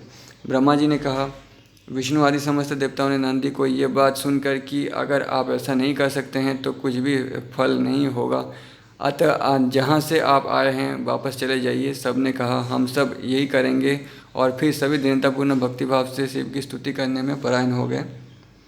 उन्होंने कहा, हे करुणा सागर, हे देवदेव, हम सब इस समय महान क्लेश में डूबे हुए हैं, आपकी शरण में आए हैं, आप हम सबका उद्धार कीजिए। ब्रह्मा जी बोले, जब बार बार अपनी रक्षा के लिए सबने दैत्य भाव से स्तवन किया और व्याकुल होकर रुदन करने लगे तो मैंने और हरि ने अत्यंत भक्ति के साथ शंकर का स्मरण करते हुए दीनता से विज्ञप्ति की। ब्रह्मा जी ने कहा, मेरे विष्णु के तथा स्वामी देवताओं के द्वारा मन से शिव का स्मरण करने पर भक्तवत्सलवश शिव ने समाधि से उपराम ग्रहण किया। भक्तों पर दया करने वाले परम प्रसन्न शिव ने सबकी और करुणा दृष्टि से देखते हुए कहा, हे विधाता, हे हरे, हे इंद्रादि देवगण, आप सब मुझे सत्य बात बतलाओ कि यहाँ किस कारण से आए हो। तब भगवान विष्णु ने कहा, हे महेश्वर, आप सर्वज्ञ, सर्वांतर्यामी और अखिलेश्वर है। आप हमारे मन की बात खूब अच्छी तरह जानते हैं, तथापि आपके आज्ञा का पालन करते हुए मैं सेवा में निवेदन करता हूँ। हे महेश, तारक दैत्य ने हम सबको बहुत दुख दिया है। इसी दुख से छुटकारा पाने के लिए आपको सब देवता प्रसन्न करने के लिए यहाँ उपस्थित हुए हैं। जगदम्बा गौरी ने आप ही के लिए हिमाचल के यहाँ जन्म धारण किया है। इस गिरिजा के उदर से उत्पन्न पुत्र द्वारा ही तारकासुर की मृत्यु निश्चित है, इसमें तनिक भी अन्यथा बात नहीं है। ब्रह्मा जी ने उस दैत्य को ऐसा ही वरदान दिया है, किसी भी अन्य के द्वारा अपनी मृत्यु न देखकर वो दुरात्मा समस्त जगत को सता रहा है। देवर्षि नारद के उपदेश से भगवती गिरिजा अत्यंत कठोर तपस्या कर रही है और उसका तेज समस्त चराचर में व्याप्त हो गया है। हे महेश्वर, तब उस तपोमग्न पार्वती को वरदान देने के लिए वहाँ पधारे। हे स्वामिन, अब आप देवों के दुख को दूर कर हम सबको प्रसन्न कीजिए। हे शंकर, सब देवगण और हमारे मन में आपके विवाह देखने का उत्साह भरा हुआ है, सो यदि समुचित हो तो आप इसे स्वीकार करने की कृपा करें। हे परात्पर, आपने कामदेव की स्त्री रति को जो वरदान दिया है उसका भी अब अवसर आ गया है, सो आप इसे सत्य सफल करें। ब्रह्मा जी ने कहा, इस प्रकार विष्णु देवगण और महर्षियों ने कहकर प्रणाम किया और सब लोग अपने स्तोत्र के द्वारा शिव की स्तुति कर उनके समक्ष में स्थित हो गए। भक्त पराधीन महेश्वर ने देवगणों के निवेदन को श्रवण कर वेद मर्यादा पालन करते हुए हंसकर उसी समय कहा, हे हरे, हे विधाता, हे देववृंद, जो ज्ञान की विशेषता से पूर्ण समुचित बात कहता हूँ उसे आप सब सुनिए। जहाँ तक भी बन सके मनुष्यों को भी विवाह का बंधन उचित नहीं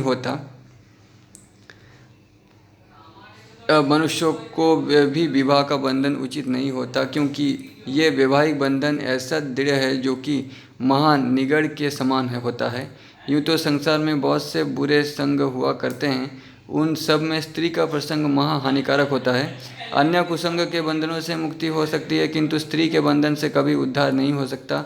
लोहा तथा दारूमय पाशों से दृढ़तापूर्वक बद्ध पुरुष भी छुटकारा पा सकता है, परंतु स्त्री के संग रूपी पास में बंधा हुआ मनुष्य किसी तरह छुटकारा नहीं पा सकता है।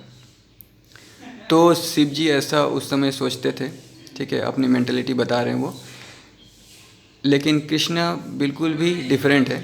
इस महाबंधन में पड़े हुए पुरुषों की विषय वासना बराबरी बढ़ती चली जाती है, और जब विषयों की बाढ़ निरंतर चली जाए तो स्वप्न में भी मोक्ष की आशा रखना दुर्लभ है।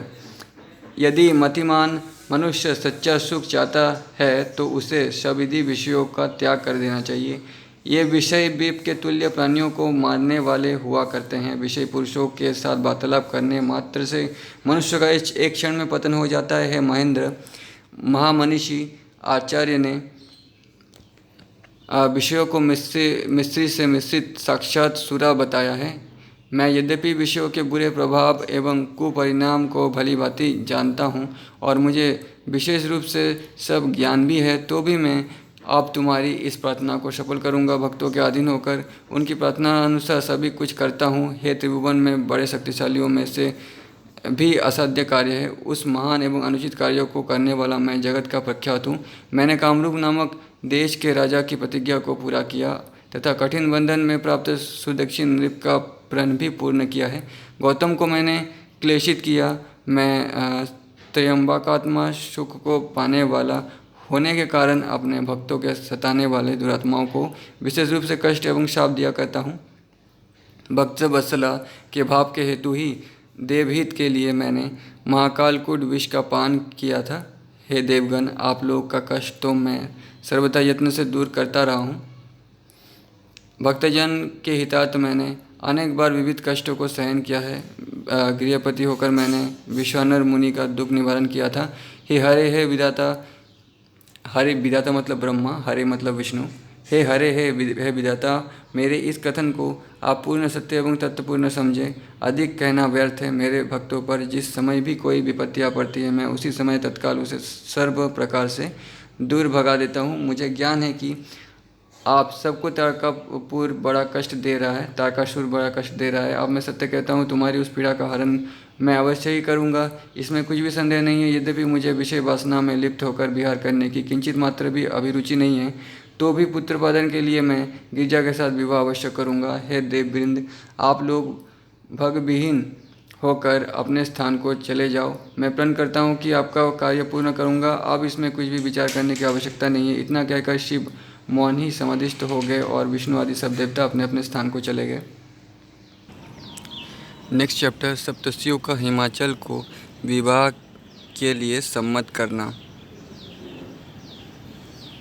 ब्रह्मा जी ने कहा, हिमालय ने वशिष्ठ मुनि के वचनों को श्रवण कर अपने पत्नी और गणों के सहित अत्यधिक विस्मित होकर कहा, गिरिराज हिमवान ने कहा, हे मेरु, हे गंधमादन। इसी प्रकार सज्ज गिरिराज मंदर, मैनाक, बिंध्य और शैलेंद्र को संबोधित कर कहा, तुम सब मेरे वचन सुनो।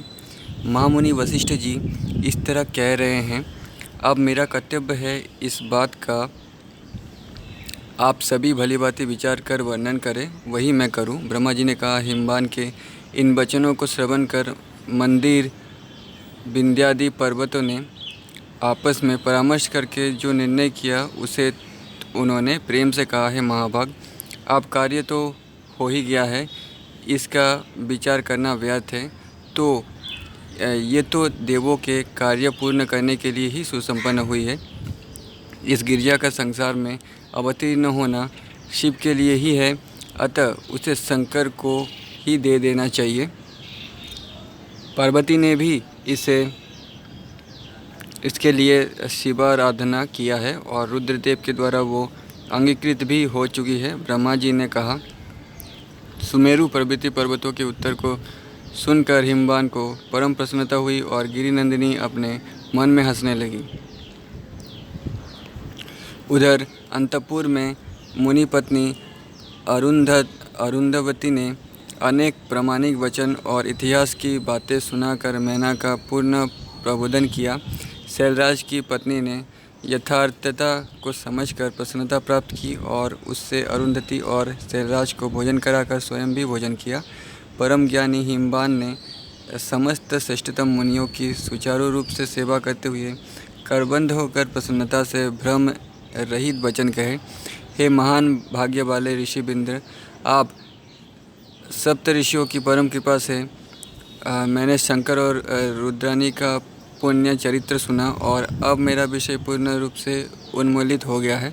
इसे मैं भली भांति समझ गया कि वो मेरा शरीर, पत्नी मैना, पुत्री पार्वती और समस्त सिद्ध सिद्धियाँ जो कुछ भी है वो सभी भगवान महेश्वर का ही है, इसमें कुछ भी संदेह नहीं है। ब्रह्मा जी ने कहा, हिमवान ने ये कहकर अपनी पुत्री पार्वती को वस्त्रभूषणों से भली भांति समलंकित कराकर आदरपूर्वक ऋषियों की गोद में बैठा दिया। फिर परम प्रहिष्ट होते हुए शैलाविदिनी ने ऋषियों से कहा, अब मैंने दृढ़ निश्चय कर लिया है कि ये भाग मैं शिव की सेवा में ही अर्पित कर दूंगा।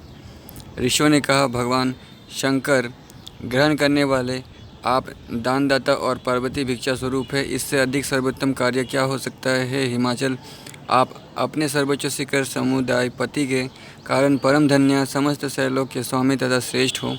ये कहते हुए पवित्रांतकरण वाले ऋषियों ने जगदम्बा को आशीर्वाद दिया कि हे गिरिनंदिनी, तुम भगवान शिव को सुखदायक हो। फिर ऋषि ने अपने कर कमल से उसका स्पर्श करते हुए कहा, तुम्हारा परम कल्याण होगा और शुक्ल पक्ष के चंद्र के समान अपने गुणों की गरिमा से वृद्धि वाली होगी। ये कहकर ऋषियों ने हिमवान का फल पुष्प प्रदान कर पूर्ण विश्वास दिला दिया।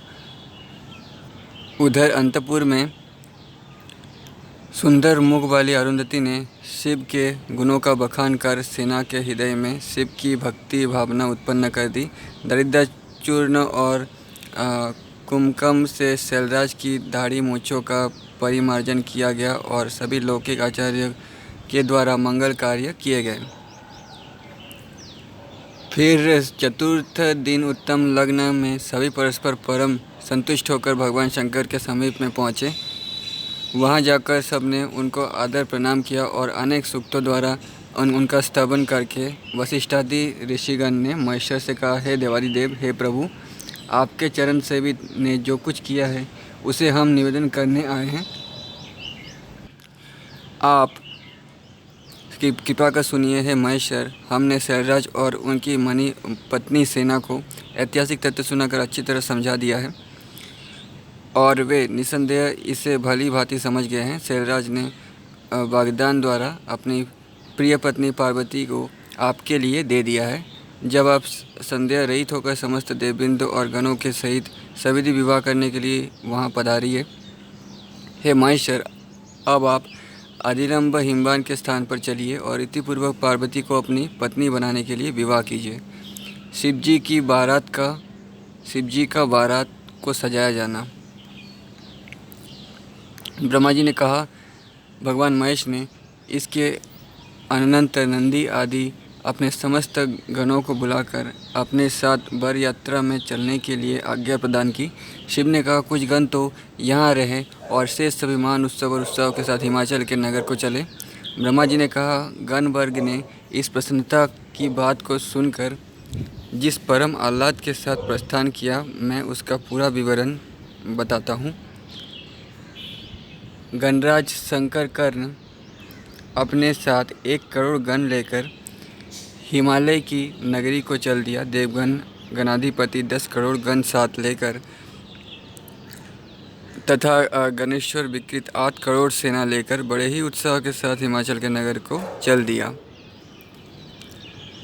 गणनायक विशाख ने 4 करोड़ गण, परिजात गण 9 करोड़ गण, श्रीमान सर्वंतक और निकृतानंद 60 करोड़ गण, दुदुम्ब गण नायक 8 करोड़ गण, कपाल नामधारी गणेश्वर 5 करोड़ गण, सुंदरक वीर गणाधिपति 6 करोड़ गण, विष्टम गणराज अपने साथ 8 करोड़ गण, गणेश्वर पिप्पल 1 सहस्त्र कोटि गण, सनातक गणाधीश अपने एक साथ 1 सहस्त्र गण, आवेदन 8 करोड़ गण और महाकेश नामक गण नायक अपने साथ सहस्त्र करोड़ गण लेकर हिमबान के यहाँ चल दिए। हे मुनीश्वर, इसी तरह कुंड और प्रवर्तक 12 करोड़ अपने सैनिक दल साथ लेकर चल दिए और वीर चंद्रतापन 8 करोड़ दल साथ लेकर चल दिया। काल कालक, महाकाल और अग्निक नाम वाले गणेश्वर अपने साथ 100 करोड़ सैनिक दल कर ले चले। अग्निमुख गणनायक आदित्य, मूर्धा और धनाभ नामक गणेश्वरों ने भी साथ में 1-1 करोड़ गण लेकर प्रस्थान किया। सन्नाह, कुमुद, अमोघ और कोकिल ने 100 करोड़ दल लेकर प्रस्थान किया। गणनायक सुमंत्र ने 1 कोटि तथा काक, पादोदर और संतानक ने 60 करोड़ गण लेकर प्रस्थान किया। महाबल ने 9 करोड़, कोकिल, नील, मधुपिंग और पूर्णभद्र ने 90 करोड़ दल के साथ गमन किया। चतुकक्र ने 7 करोड़, करण ने 20 करोड़ और रोमक नाम वाले ने 90 करोड़ गणों का दल लेकर हिमबान के यहाँ आगमन किया। हे नारद, गवाक्ष, शतमन्यु, मेघवन्यु ये सब 90 करोड़ दल लेकर चले। काष्ठागुह गणनायक कपिरुक्ष और सुकेश, सनातन और बिशप 64 करोड़ दल के साथ गए। हे मुने, तालकेतु, षडमुख, चंचुमुख, सनातन, संवर्तक, चित्र, लकुलोच, शत्रंतभु, लोकांतक, दिवात्मा, दैत्यांतक, देव, गिरीट, श्रीमान, देवदेव, प्रिय, अश्नि और भानुक ये 64,000 गणेश्वर महान उत्सव से पूर्ण होकर भगवान शंकर के विवाह में चल दिए। 1000 करोड़ भूत, 3 करोड़ प्रथम, 64 करोड़ वीरभद्र और 3 करोड़ रोमज विवाद सब से सम्मिलित होने को चल दिए। ये सभी कोटि सहस्त्र और 20,000 करोड़ से युक्त होकर विवाह में चले। इस तरह नंदी आदि गणराज भगवान रुद्रदेव के विवादोत्सव का आनंद लेने को चले। क्षेत्रपाल और भैरव करोड़ करोड़ गणों के दल के साथ सुसज्जित होकर महोत्सव का सुख लेने के लिए रवाना हुए और बहुत से अधिक प्रेम पूर्ण होकर प्रस्थान किया। इसी रीति से अन्य भी असंख्य महाबलधारी गणराज अत्यंत प्रेम से शंकर के विवादोत्सव में सम्मिलित हुए। इस विवाह के महोत्सव में बहुत से सहस्त्र कर वाले, जटासुर तथा मुकुट धारण करने वाले, मस्तक पर चंद्र रेखाधारी, नीले कंठ वाले, 3 नेत्र से युक्त समस्त रुद्राक्ष मालाधारी, सद्भस्म से भूषित अंग वाले, हार, केयूर, कुंडल, मुकुट आदि से समलंकृत शरीर वाले, ब्रह्मा, विष्णु और महेंद्र के तुल्य अनिमानी सिद्धियों के गुण गण से भूषित और सूर्य के समान तेज के प्रकाश वाले गणेश्वर सुशोभित हुए थे। इन सब में कुछ भूमि बिहारी तो कोई गमनचारी और कोई पाताल में विचरण करने वाले एवं कुछ सातों स्वर्ग में पर्यटन करने वाले थे। हे महर्षि, अधिक कहाँ तक वर्णन किया जाए। इस महेश्वर के विवाह के महोत्सव में आनंद का लाभ पाने के लिए समस्त लोगों के निवासी बड़े प्रेम के साथ सम्मिलित हुए। इस तरह भगवान शंभु समस्त देवगण के साथ अपने विवाह के लिए हिमवान के नगर में गए। हे नारद, जब भगवान महेश्वर देवगण के साथ अपना विवाह करने गए उस समय जो कुछ भी हुआ उसको मैं सुनाता हूँ, उसे आप सुनिए। शत्रु का भय देने वाली रुद्र की भगिनी होकर चंडी भी बड़े उत्साह के साथ प्रेम पूर्वक वहाँ आई। हे मुनि, प्रेतासन पर स्थित सर्पों के आचरण से विभूषितांग वाली मस्तक पर महाकांति युक्त सुवर्ण कलश को धारण किए अपने परिकर से युक्त दीप्त मुख वाली और दीप्तिपूर्ण नेत्र वाली प्रसन्नता से प्रफुल्ल विविध कौतूहल करती हुई प्रसन्नमुखी महाबल वाली भगवती वहाँ आई तथा करोड़ों दिव्यभूत और अनेकों नाना प्रकार वाले विरूपाक्ष भी वहाँ उत्सव में शोभित होने लगे। इस सब के मोहित विकट मुख वाली भगवती चंडी प्रेम से प्रीतिमय उपद्रव करती वहाँ उपस्थित हो गई। उस समय चंडी 11 करोड़ रुद्रों के गणों को पीछे कर स्वयं आगे हो गई। उस समारोह में डमरू की ध्वनि की तुमुलता से त्रिभुवन एकदम आकुल हो गए। साथ ही भैरी की झंकार और शंखों की घोर ध्वनि सर्वत्र फैल गई। उस समय दुदुम्बियों के निर्घोष के द्वारा महान कोलाहल होने लगा, जिससे जगत के समस्त मंगल भाग गए और सर्वत्र जगत मंगलमय हो जाए। ऐसे निर्दोषकारी गणों के पीछे पूर्ण उत्कंठा से युक्त देवों से प्रस्थान किया और देवों ने प्रस्थान किया। उनके पीछे समस्त सिद्धियों तथा लोकपाल आदि ने प्रणाम किया। इन सब के मध्य भाग में गरुड़ पर समासीन कांतिमय महान छत्र से युक्त वैकुंठ नाथ ने प्रयाण किया। भगवान विष्णु पार्षदों द्वारा चमर से विद्यमान अपने परिकर के सहित दिव्याभूषणों से भूषित थे। हे नारद, उस विवाह यात्रा में इसी तरह मार्ग में प्रयाण करने वाला मैं भी था, यानी ब्रह्मा भी थे। मेरे साथ मूर्तिमान वेद, समस्त शास्त्र तथा पुराण भी चल रहे थे। महासिद्धि सनकादि प्रजापति पुत्र तथा परिवार के सहित मैं शिवजी की सेवा करने में प्रयाण हो रहा था। इसी प्रकार अपने ऐरावत हाथी पर विराजमान देवराज महेंद्र भी इंद्र भी अपने समस्त परिवार से युक्त वहाँ शोभायमान हो रहे थे। वे अनेकानेक दिव्य आभूषणों से अलंकृत वर यात्रा के मार्ग की शोभा वृद्धि कर रहे थे। महर्षियों का समुदाय भी शिव विवाह की उत्कंठा के लिए हुए वर यात्रा से अपूर्व शोभा बढ़ा रहे थे। शिवजी की बारात में यातुधानी, शाकिनी, बेताल, ब्रह्मा, राक्षस, भूत प्रेत, पिशाच, शिवजी की बारात में भूत प्रेत, पिशाच, बेताल ये सब तो होंगे ही, क्योंकि शिवजी को तामसिक नेगेटिव एनर्जी कहा जाता है और वो उनके स्वामी हैं, भूत प्रेतों के स्वामी हैं। यक्षों का राजा भी कहा जाता है। बेताल, ब्रह्मा, राक्षस, सुंबरु, नारद, हाहू, किंकर, गंधर्व आदि सभी परमाह्लाद प्रदर्शन करते हुए शिव, काली ये सभी तामसिक ऊर्जा है, प्रसंग करते हुए मुख और हाथ के वाद्य बजाते हुए प्रयाण कर रहे थे। समस्त जगत की मायाएं, गायत्री, लक्ष्मी, सावित्री, सब देवकन्याएं, देवंगनाएं आदि नारी वर्ग के समूह भगवान शंकर के विवाह उत्सव में प्रसन्नता के साथ सम्मिलित हुए। हे महर्षि, विशुद्ध स्फटिक के तुल्य दीप्तिमान परम सुंदर वृषभ पर भगवान महेश्वर विराजमान हुए। इस वृषभ को बड़े बड़े सिद्ध महर्षियों ने शास्त्र में धर्म बताया है। धर्मवत्सल शिव शव के साथ वृषभ पर जाते हुए अत्यंत शोभित हुए। इस रीति से समस्त महर्षियों के साथ जाते हुए शंकर शोभायमान हुए।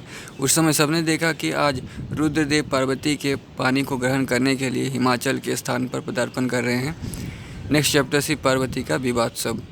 ब्रह्मा जी ने कहा, गर्गाचार्य की प्रेरणा से उसी अवसर पर प्रेरित होकर हिमालय ने अपनी पत्नी मेना के साथ कन्या के दान करने की इच्छा की। माँ भाग्यशालिनी मेना दिव्य वस्त्रभूषणों से समलंकृत होकर सुवर्ण का एक कलश हाथ में लेकर पर्वतराज हिमवान के वाम भाग में स्थित हो गई। इसके पश्चात हिमाचल ने परम प्रसन्नता के साथ अपने पुरोहित के साथ अर्घ्यपाद्य और चंदन वस्त्रादि देते हुए वर का वरण किया। इसके अनंतर हिमवान ने ब्राह्मण वृंद को इत्यादि का कीर्तन करने के लिए कार्य के लिए नियुक्त किया और जब समय उपस्थित हो गया तब यह कहा कि अब समय आ गया कि तिथि आदि का प्रयोग करना चाहिए। यह सुनकर समय का ज्ञान रखने वाले परम श्रेष्ठ ब्राह्मण अति शांति के साथ प्रेम पूर्वक तिथि आदि का संकीर्तन करने लगे।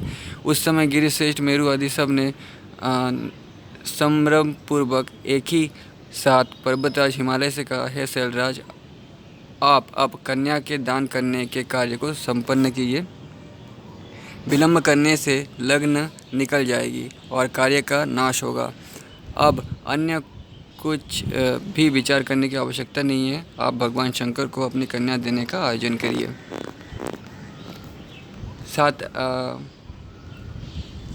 ब्रह्मा जी ने कहा, हिमवान ने ऐसा वचन श्रवण कर विधि विधान के साथ अपनी कन्या का दान कर दिया। हिमवान ने कहा, हे परमेश्वर, मैं आज अपनी इस कन्या का दान आपको कर रहा हूँ। हे सर्वेश्वर, अब आप इसको अपनी प्रिय पत्नी के स्वरूप पे स्वीकार कीजिए।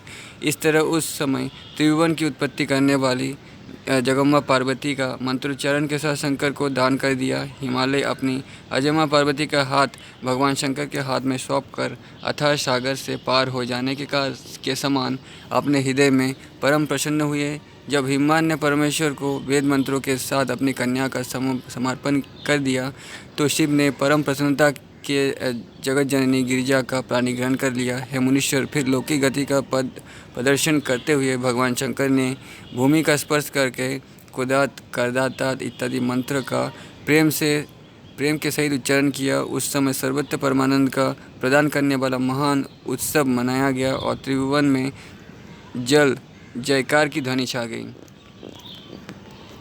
जय जयकार की ध्वनि छा गई। सभी लोग प्रसन्नता से साधु साधु और नमो इस शब्द का उच्चारण करने लगे। प्रेम सहित गंधर्वगण गान करने लगे और अप्सराएं नृत्य करने में तत्पर हो गई। हिमालय के पूर्व के निवासी लोग भी अपने मन में अत्यंत आह्लादित हुए तथा सब जगह मंगलमय महोत्सव मानने लगे। ब्रह्मा जी ने कहा, मैं भगवान विष्णु और देवराज इंद्र, मुनि एवं अन्य समस्त देवगण प्रफुल्लित मुख वाले होकर अत्यंत प्रसन्न हुए।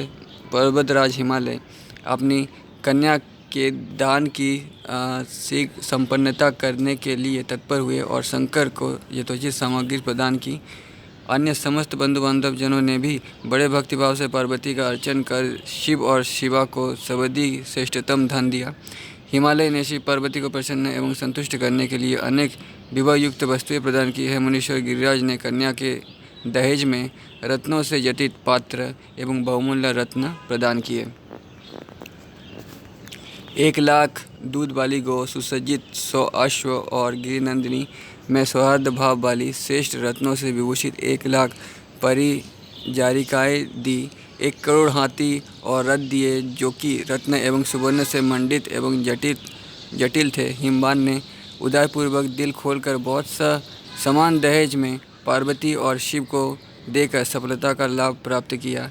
इस समय कुछ करने के पश्चात हिमालय ने यजुर्वेद की साध्यंदिनी शाखा के सूत्र के द्वारा स्तवन कर हाथ जोड़ते हुए अपनी श्रेष्ठ वाणी से भगवान शिव को प्रसन्न किया।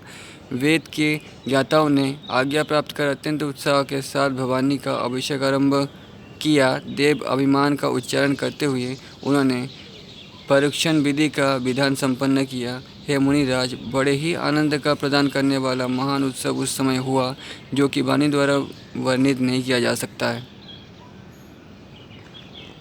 नेक्स्ट चैप्टर, द्विज पत्नी द्वारा पार्वती को पतिव्रत धर्म का उपदेश। ब्रह्मा जी ने कहा, सप्त ऋषियों ने हिमवान के समीप उपस्थित होकर कहा, है गिरिराज, आज परम शुभ दिन है, अतएव अब आप पार्वती को विदा यात्रा करा दीजिए। हे मामुने, अपनी पुत्री की विदाई करने की बात सुनकर हिमवान पार्वती भाभी महान वियोग से कुछ समय तक बहुत व्याकुल हो गए। कुछ समय पश्चात चेतना प्राप्त कर हिमालय ने कहा, ऐसा ही किया जाएगा और इसका संदेश अंतपुर में मैना के पास भेज दिया। हे मुनीश्वर, पति के इस संदेश से मैना को हर्ष और शोक दोनों ही हुए, किंतु उसने पुत्री की विदा करने का साज सामान सब इकट्ठा कर लिया। हे मुने, हिमवान की पत्नी ने वेद और कुल का संपूर्ण आचार सविधि करके विदाई के उत्सव का संपादन किया। अनेक प्रकार के रत्नाभरणों में तथा दिव्य वस्त्रादि से पार्वती को विभूषित कर द्वादश नृपोचित भूषणों द्वारा उसका श्रृंगार किया। इसके अनंतर महारानी मेनका का हार्दिक विचार समझकर एक पतिव्रता ब्राह्मणी ने गिरिजा को परम पवित्रता धर्म की शिक्षा देना आरंभ किया। द्विज पत्नी ने कहा, हे पार्वती, अब तुम धर्म की वृद्धि करने वाले मेरे कतिपय उपदेश श्रवण करो, जो कि उभय लोक में आनंदप्रद और सुनने वालों को परम सुख देने वाले हैं। संसार में पतिव्रता नारी ही सबको पवित्र करने वाली और सब तरह के पापों का नाश करने वाली होती है,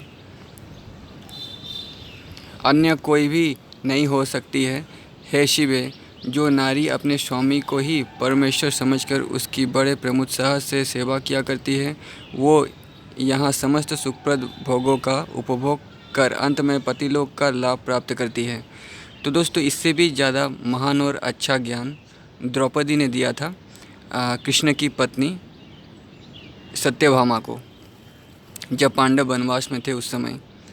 वो ज्ञान द्रौपदी का मुझे ज़्यादा बेस्ट लगा। नारियों में उदाहरणीय पतिव्रता सावित्री, अरुंधति, सांडिल्य, लोपामुद्रा, शत्रुपा, लक्ष्मी, आदुषया, स्वदा और सती कही गई है। इनके अतिरिक्त सुमति, श्रद्धा, मैना, श्वा आदि अन्य भी बहुत पतिव्रता है। विस्तार के भय से उन सब का वर्णन अब मैं नहीं करना चाहता हूँ। पतिव्रत धर्म के महामहिम प्रभाव के कारण ही ये सब संसार में वंदनीय एवं मान्य हो गई है और ब्रह्मा, विष्णु और महेश ने भी तथा अन्य बड़े महर्षियों ने इनका अत्यंत सम्मान किया है। मेरे कथन का सार यही है कि इस प्रकार अपने पतिदेव भगवान शंकर की भक्ति भाव से सेवा करती रहना, ये सत्पुरुष का उद्धार करने वाले दोनों परम दयालु और समस्त चराचर के द्वारा सेवित हैं। परम पावन पतिव्रत धर्म का महत्व श्रुति स्मृतियों के विशद रूप से लिखा हुआ है। ऐसा अच्छा अन्यत्र कहीं भी नहीं है, इसे निश्चित समझ लेना। अपने स्वामी के भोजन कर लेने के पश्चात पति को भक्ति में परायण नारी को स्वयं भोजन करना चाहिए। पतिदेव के शयन करने के पीछे शयन करे और स्वामी के उठने के पूर्व शय्या त्याग कर उठे। सदा निश्चित भाव से परम प्रिय बनकर सेवा करे और पति का हित चिंतन करती रहे। सदा अपने पति के समझ में समलंकृत होकर ही जाना चाहिए। जब स्वामी विदेश यात्रादि को गए हों तो श्रृंगार कभी नहीं करे। विदेश का मतलब होता है उस समय एक स्टेट से दूसरे स्टेट, या फिर जिस समय मतलब जिस जगह पे विवाह हो रहा है उसको छोड़कर अगर दूसरे देश जाता है तो वो विदेशी कहा जाता है। श्रृंगार कभी न करे। पतिव्रता नारी को अपने पति का नाम कभी नहीं लेना चाहिए। स्वामी के बुरे एवं तिरस्कार के वचनों सुनकर भी उत्तर में बुरे वचन कभी न कहे। ताड़ना और भत्सना पाकर भी स्वामी से कृपा करने की ही याचना करनी चाहिए। तो ये सारे रूल, सारे जो धर्म हैं, ये समय अनुसार, युग अनुसार चेंज होते रहते हैं। ठीक है, महाभारत में ये चेंज हुआ था, रामायण में चेंज हुआ था। पतिव्रता को स्वामी के बुलाने पर तुरंत अन्य समस्त कार्यों को छोड़कर पति के समीप जाना चाहिए और प्रणाम पूर्वक हाथ जोड़कर उनसे प्रार्थना करें।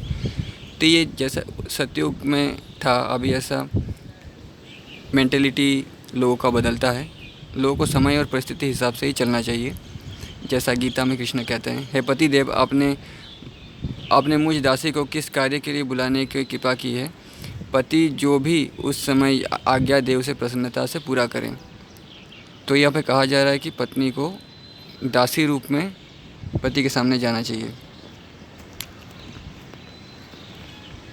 पतिव्रता नारी घर के द्वार पर अधिक समय तक ना रहे, अन्य पतिवासी अधिक के घर में ना जाए और जो कुछ भी श्रवण कर ले उसे दूसरों से ना कहे। बिना कहे ही पूजा की समस्त सामग्री एकत्रित करने का कार्य संपन्न करे और सर्वथा अपने हित करने वाले अवसर को देखती रहना चाहिए। पति के आदेश के बिना कहीं भी तीर्थ यात्रा आदि के लिए पतिव्रता को कहीं नहीं जाना चाहिए तथा समाज एवं उत्सव आदि में भी कहीं नहीं जाए। जिस स्त्री को तीर्थाटन आदि करने की उत्कंठा अभिलाषा होती है उसे अपने स्वामी के चरणोदक को सादर ग्रहण करना चाहिए। पतिव्रता के लिए निसंदेह उसमें ही समस्त धाम क्षेत्र और महातीर्थ निवास करते हैं। अपने स्वामी के भोजन करने के पश्चात जो कुछ भी मिष्टान्नादि शेष रहे उसे पतिदेव के द्वारा प्रदत्त महाप्रसाद समझकर पतिव्रता को सप्रेम भोजन करना चाहिए। पतिव्रत धर्म की मर्यादानुसार सदा देव, पितरगण और अतिथियों को पहले समर्पित करके स्वयं खाना चाहिए। सेवक वर्ग, गो और भिक्षक को भी यथासमय आदरपूर्वक देखे। नारी की घर की समस्त सामग्री का संग्रह करने का कौशल परम आवश्यक है। सदा प्रश्नचित रहे और व्यय अधिक न करे और इन सब पतिव्रत धर्मों के नियमों के पूर्ण पालन में परायण रहना चाहिए। पतिव्रत नारी को पति की आज्ञा के बिना व्रतोपवास आदि नहीं करना चाहिए। आज्ञा के बिना इसका करना निष्फल हो जाता है और परलोक में नरकगामिनी होना पड़ता है। सुख के साथ बैठे हुए और स्वेच्छया रमन करने वाले पति को कभी अन्य कार्य के लिए नहीं उठाए। पतिव्रता नारी का धर्म है कि वो दुर्व्यवस्थाग्रस्त, व्याधियुक्त, वृद्धता को प्राप्त और पुरुषत्वहीन, सुखी दुखी कैसा भी क्यों न हो, अपने पति का तिरस्कार ना करे। जब मासिक धर्म में नारी रहे तो उसे 3 रात तक अपना मुख नहीं दिखाना चाहिए और शुद्धि स्नान के पहले अपना शब्द भी नहीं सुनाए। चतुर्थ दिन शुद्ध स्नान कर सर्वप्रथम पतिव्रता नारी अपने स्वामी को मुख दर्शन करे, अन्य किसी को नहीं। यदि पति कहीं अन्यत्र हो तो उनका ध्यान करके सूर्य का दर्शन करे। शुद्ध स्नान कर हल्दी, कुमकुम, सिंदूर, कज्जल और कुपार्शक तथा मंगलमय भूषण और दिव्य वस्त्र धारण करे एवं तांबूल आदि का सेवन करे। उस अवसर पर सुचारुता से अपने केशों का संस्कार कर केश पास को भली भांति संभाल ले। कर, कंठ और कानों में भूषण पहने अपने स्वामी की आयु की वृद्धि कामना करती हुई पतिव्रता स्वामी से तब दूर न रहे। गोविंद व्यभिचारिणी, सयानी और दुर्भाग्य वाली स्त्री से पतिव्रता को कभी मित्रता तथा अधिक भाषण नहीं करना चाहिए। जो स्त्री अपने स्वामी से द्वेष रखती हो, ऐसी स्त्री से कभी वार्तालाप ना करे। कभी एकांत में अकेली ना रहे और बिल्कुल नग्न होकर कभी स्नान ना करे। ओखली, मूसल, बुहारी, पाषाण यंत्र और देहली के निकट सती स्त्री को कभी शयन नहीं करना चाहिए। किसी उचित एवं उपयुक्त समय के न होने पर सती नारी का प्रगस्तंभा नहीं करनी चाहिए। जिन वस्तुओं को तथा कार्य में अपने पति की विशेष रुचि हो उसमें पतिव्रत नारी को भी प्रेम करना चाहिए। अपना स्वामी विषाद युक्त हो तो स्वयं भी विषन्न रहे। जो पति प्रसन्न हो तो आप भी प्रसन्नता से रहे। प्रिय के प्रति आचरण करे हे देवी। इसी रीति से पतिव्रता नारी को सबकी हितकारिणी होना चाहिए।